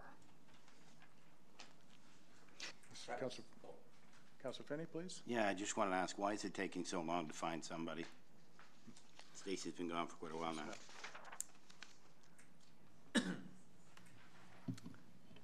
Well, as you'll notice, the clerk's not here this evening, so she's on the hiring board. I was on holidays last week as well, so that's part of the delay. But typically, it's not uncommon to fill a position of this nature, at least a 2-month process before you are able to go through the process. So it'll take a little longer than we would have liked, but it is what it is. Any other question? Councillor Evans? By way of explanation, that Elizabeth Hartling is currently the acting clerk, and rather than, and she was appointed to that capacity for a specific time, and so what we're doing now is just recognizing the reality that she will continue to do the job until her successor is appointed. Okay. Question? All those in favor? Aye. Opposed? One from Councillor Finney, please. Motion is carried. You have a second motion? Yeah. I move that Council endorse the joint recommendation of the CAO and Fire Chief to implement the recommendations of the ad hoc committee report as outlined to Council earlier this evening on April 8th. Moved by Councillor Evans, seconded by Councillor Finney. Question? Question. All those in favor? Aye. Opposed? Motion is carried. That's it. Thank you, Councillor Evans. Corporate Affairs. Deputy Mayor Aiken, please. Thank you, Worship. The report for Corporate Affairs and Strategic Development appears on page 73 of the package. Lionsgate Consulting and 4L Strategies Consulting have completed the town's business development strategy, and the highlights were presented at our special council meeting last week. Council will now have some time to review the strategy, and a motion to adopt it will be presented in May. As part of our strategic plan reporting process, we released our 2nd annual resident survey during the week of February 11th, 2019. The survey is intended to obtain feedback on our various service delivery areas. The survey is now closed and the results are being analyzed. There are 159 people completed the survey, which is up from 110 last year. The survey was featured on our website, distributed via our social media channels, covered in the local newspaper, and was featured on the Civic Center sign and a reminder placed at reception, and all in effort to reach a wide variety of residents. We look forward to seeing the results and hope to build on the 77% satisfaction rating last year. Our online advertising strategy for our recent marketing videos is now live. We currently have 2 active campaigns, One focused on moving to Sackville, which is targeted to seniors and retirees, along with young entrepreneurs and families, while the other focuses on tourism and student recruitment. The campaigns are being advertised in the Greater Toronto Area, Vancouver, and the Maritimes, and the campaigns will wrap up in June, and the metrics are being monitored so we can track the success and lessons learned once they conclude. Staff attended the meeting of the Southeast Workforce Action Team in Dieppe in March. The meeting featured a presentation on New Brunswick Future Ready program by Mount Allison University and the University of Moncton, who were joined by representatives from the Department of Post-Secondary Education, Training and Labor. It also included updates on the region's workforce attraction and recruiting initiatives, sectorial needs of the region, an update from the regional onboarding coordinator, and other regional strategies that are underway. March 15th was a busy day at Town Hall. In the morning, we welcomed approximately 200 students from Salem Elementary, Marshview Middle School, Tantramar Regional High School, and Mount Allison University, all of whom were participating in the Global Day of Action, a worldwide movement to demand action on climate change. In the afternoon, we hosted a meeting of the Minister and Assistant Deputy Minister of Education, our local MLA, Mayor, Mount Allison, ACOA, several principals and community members on the importance of education to communities and the need for educational reform. And that's the summary of the report, Your Worship, and there are no motions. Questions on the report? Councillor Michaud, please. Thank you, Your Worship. I just wanted to, in regards to the Lionsgate Consulting Report, I'm just curious. I know that it's going to be coming to Council in May for adoption. You know, there's a lot to interpretation as we read through this. I'm wondering if there's any time going to be scheduled for staff to sit down with Council as a group to kind of get that interpretation so that we have an understanding going in as to how that's going to be applied and exactly the specifics around it so that we get a better idea before we approve it. Mr. Burke. Yeah, thanks, Councillor Michaud. It's, we hadn't planned to do that, but if that's something the Council was interested in, we could certainly make the time available to have a bit of a working session with Council in the document. I think I'm seeing a lot of nodding that there would be an audience for that. So perhaps we could ask you to look for a time in which we could do that. Okay. Thank you. That's it for corporate affairs. New business, nothing has arisen since our meeting, so we then go to question period. Mr. Work.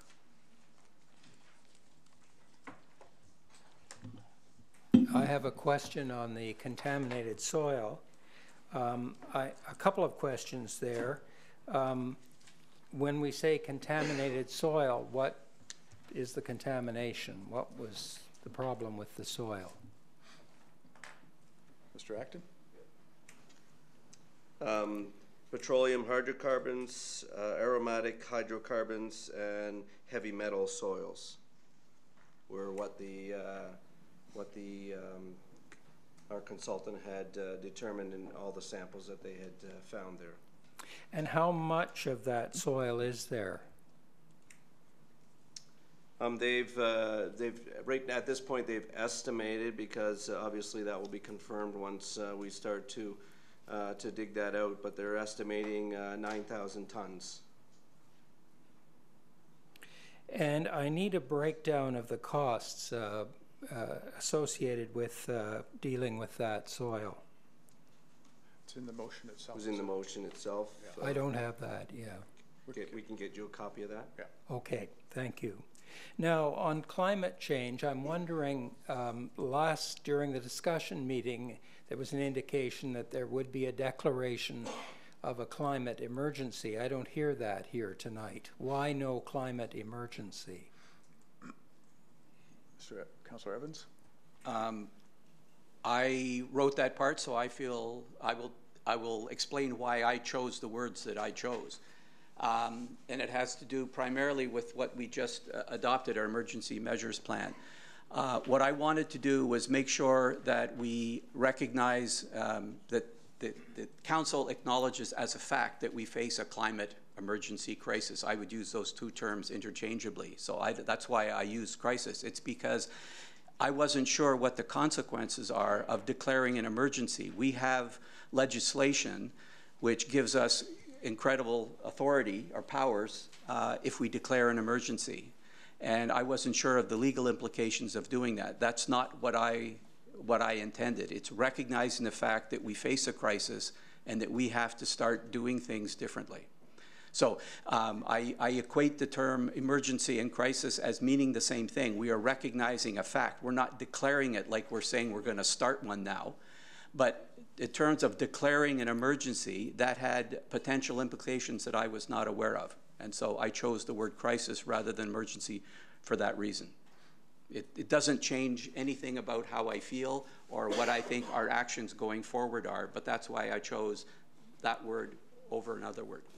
Now, the second thing the students asked for on the March 15th march was the motion to update Sackville's sustainability plan, but I didn't hear that either. Why not? Am I still on? The reason I didn't put it in there is because I didn't want to prescribe right now what exactly we should do. We're soliciting input. We're going to investigate what's the best thing. So for example, our sustainability plan has several components, one of which is environmental. And my concern is that if I, off the top of my head, just say, okay, let's do that. As you've heard ample discussion already tonight, revisiting plans it takes a long time, it takes a lot of effort, and it takes a lot of money. And I wasn't convinced, and I spoke to a number of people who had presented on Friday the 15th. I told them I wasn't convinced that that's the best way to allocate our scarce resources right now. So I appreciate the concern, but if we were to change our sustainability plan, that would be something we could do, and I'm not against doing it. But I think there are things that perhaps we should do first that will perhaps get better results. So I didn't want to specify anything in particular. I want to get input from other people. I want us to have a chance to think about why.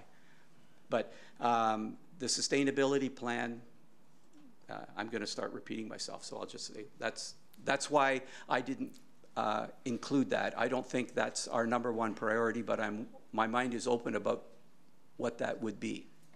Now, my other question has to do with the roundtable that you're going to set up. What will the membership of that be, and how quickly will it start to meet? Those are good questions, and I don't have the answer. We are responding to our own recognition of reality, but also to the requests of those young people on March 15th. This is something that I think we need to do. We need to pull together all sorts of people, and we need to get input from them. And among them, they're going to make recommendations to council. Council will decide what happens, but it remains to be seen. I guess and I think it would be unwise for me to speculate about the composition, but there are lots of people in town who would be welcome and could contribute. Thank you. Thank you. That's it for press. Okay. I'd like to follow up on that question about the climate change motion with the declaration of a climate emergency. With this motion, so is the town of Sackville joining the over 400 local governments, and that number is growing almost every day, joining the over 400 local governments around the world that have declared a climate emergency? So I think that the concern we had was a technical one about we have certain statutory legal declaring emergency powers. And when we did discuss it, we found, well, that's taking action that we don't really mean to do in that context. And I think we asked for some breathing space to say, is this what we want to do? And let's find out what people really want to do while we sort out this legislative problem. Sorry, could I also ask you to say your name, because we do have this on audio so people know who's speaking? Yes, this is Laura Rainsborough. Can I just respond? And I'm not being needlessly provocative, but what would the difference be if we had? Reality isn't changing. We're committing to our intentions to do something because we recognize that reality. If we call it an emergency or a crisis, is that distinction without a difference. I honestly don't think it's different. And so that's why I'm comfortable, to avoid one pitfall, I'm using a term which I think is equivalent. Yeah, and I'm thankful that there was the appendix in the meeting notes this evening about what a declaration of state of local emergency is. And so that really helps to clarify what that distinction is, and that it falls under the Emergency Measures Act provincially. We would not be the first municipality within New Brunswick to declare a climate emergency. And so the precedent would not be on us. The precedent is there. Edmundston, Moncton, these numbers are growing. There are more and more municipalities waking up to this and stepping into that power with that strong leadership. So that precedent has been set, and I think that even just that slight change of wording of a state of climate or declaring a climate emergency and a state of local emergency, as it is within the legislation, that is enough of a distinction. But to answer your question, Councillor Evans, that wording really does matter, because then it sends a signal first and foremost directly to the youth, to say that we're heeding their call, and that we are doing whatever we can to respond to that. I have some of their wording from their letter here, that it is time to declare a climate emergency. Doing this will emphasize the urgent need to prioritize climate action in Sackville. And I think it also sends a signal to community members in general, and I feel that personally as a community member, that to go that extra step really does show that this is something that we all need to work together on. And coming just shy of that, to say that, okay, it's a crisis, but we're not willing to declare an emergency, that feels, it doesn't seem to align with the strength of Councillor Evans, what you said in following up with the motion. So you think that, that without changing anything we do from here forward, the fact that we said we're declaring it emergency rather than recognizing that it is a crisis would be a big difference. Well, the difference I think is in being in solidarity with all of those other local governments that have done that. It also helps to send a signal. We're saying that lobbying other levels of government is an important piece of this, and that is excellent to hear. I think that using that same strength of wording does help send that message that we are being serious about this. And I can also see that it also sends a message as well to corporations, as Councillor Finney was saying, that if we don't step into this fully, if we don't take that leap, this is not something to walk into timidly. And so I think that that small change in wording, I also am not the legal advice to give to council on how close that might be to the Emergency Measures Act. But we know that municipalities in New Brunswick have made that declaration, and I think even just for that headline, it means a lot about the leadership that Town Council would be showing. Okay. Councillor Evans, I have Deputy Mayor next. Thank you, Worship. I know you're not going to agree with me, Laura, but I think this is just quibbling over semantics. Hang on. Every other municipality I've seen has declared an emergency and stopped there. Right? This is an emergency. We have gone a step further and said, okay, we have crisis, emergency, what do you want to call it? But we are taking further steps than just declaring it. Okay, so we are, in essence, doing more than was really asked for. So I think if we get hung up in worrying about what kind of word we're going to call it, we fall into the same trap that I was pointing out to the students at the march, was that, like I said, I participated in the first Earth Day in 1970, and this is the kind of thing that went on. All this nonsense about, what are we going to call this, the next thing, or, and it just fizzled. So those kind of arguments, I understand them, but in my experience, they don't get anywhere. There is precedent for over 400 local governments using that same language. Why are we quibbling about something different? I think that we can stand in solidarity with those local governments, and that gives us as citizens the green light to be able to do our part in addition to that as well. So I urge you with your this opportunity to step boldly into that leadership to declare a climate emergency. Thank you, Laura. Any other questions? Yes, hello, this is Catherine speaking. And first of all, I just want to thank you for your willingness to work with us and in taking action to address the climate crisis. So just to make sure we're all on the same page, I just had a question about what a round table would look like and how that would be different from, let's say, a committee. Well, we have several structures that we're trying to work on to get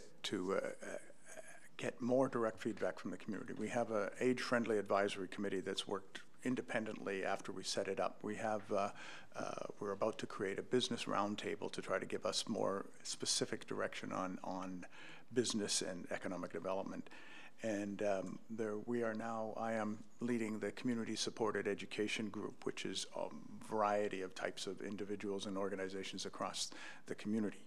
So in many ways, I would see the structure, the name is not telling. It's about what should that structure look like and who needs to be and who wants to be involved, and making sure that we are working with other groups that are also working, so we create a bigger impact than we would if we sat up here alone and decided, well, we can do this and we can do that.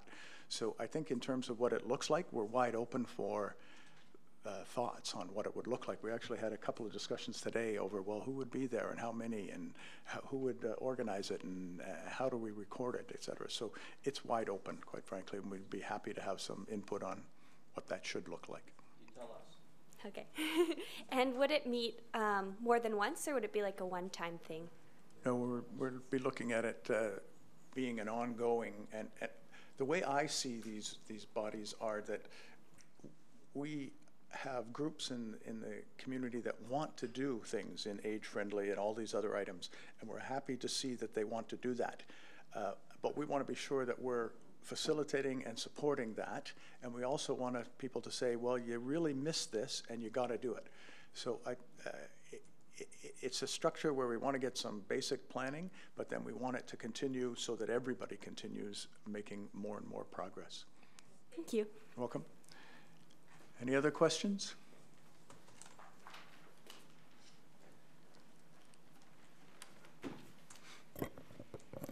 Hi, this is Quinn. I'm a grade 8 student at Marshview Middle School, and I participated in and helped organize the climate strike on March 15th. Thank you for having this discussion on climate change and all your efforts to take action tonight. And I just wanted to follow up on what Bruce Wark said about how the sustainability plan was not mentioned in your discussion. And in our letter, we said, in the light of the release of the IPCC report in 2018, we call upon the town of Sackville to review, reevaluate, and update their 2010 Sustainable Sackville Plan and direct the resources necessary to ensure that both current and new goals will be met. And then I also said, when I spoke at Town Hall, I said, we ask that you update the sustainability plan to reflect the emergency we are in right now. However, because when you spoke to Bruce, you said that the sustainability plan isn't necessarily specific to the environment. And so because you have declared a crisis or emergency or whatever, I'm just wondering, separate from the strike, if you would be able to potentially create a plan specific to just the environment, addressing what you are going to do? I don't really know. Well, again, that's a very good point. We haven't had a lot of time to discuss things as a council, but that was exactly the point that some made, which was sustainability plan was social, economic, environmental, and balancing and making trade-offs. And when Ms. Dietz was giving her presentation, she was talking about a climate lens, not a sustainability lens, which we now have, but a climate lens. And that's much more focused on specific environmental and climate factors. And I think that's what we wanted to respond to, but we weren't sure yet how to do that. So we're looking towards that kind of a product for the council and our staff. I hope that helps answer it. Thank you. Thank you. Any other questions? Oh, sorry, Councillor Evans. To respond, I want to thank you for being here. FDR famously said, now that you've elected me, now you have to make me do the right thing. So that this is the kind of positive feedback we need. We need, I think, I speak for myself, that this is good. This reinforces what we're doing. This validates it and this encourages it. And I just want to clarify one point. When I answered Bruce's question about why I chose the words I did, I'm just speaking for myself. I don't speak for council. So I answered the question. That's why I didn't do what I did. But everybody else has their own reasons. I just wanted to clarify that point. But thank you very much for being here. And I'm so impressed that you stand up and speak to a bunch of old people with such confidence. You're very impressive. Thank you. I agree. Well done. Thank you. Any other questions? My name is Barb, and I guess it's a suggestion in the form of a question, if that's allowed. So could there be youth from the Sackville Youth Climate Change Coalition that are part of this roundtable, as well as there's an adult version? So there's SICK and Sackville Adult Climate Change Coalition. So that would be a question I have that maybe take into account. I'd say absolutely. Okay. Yeah, great. Thank you. Thank you. We're inclusive. No other? Harold, you look like you got a question on your mind. All right. I move we adjourn, Your Worship. Moved by Councillor Tower. Seconded by Councillor Finney. All those in favor? Aye. Opposed? Motion is carried. Thank you all. Thank you.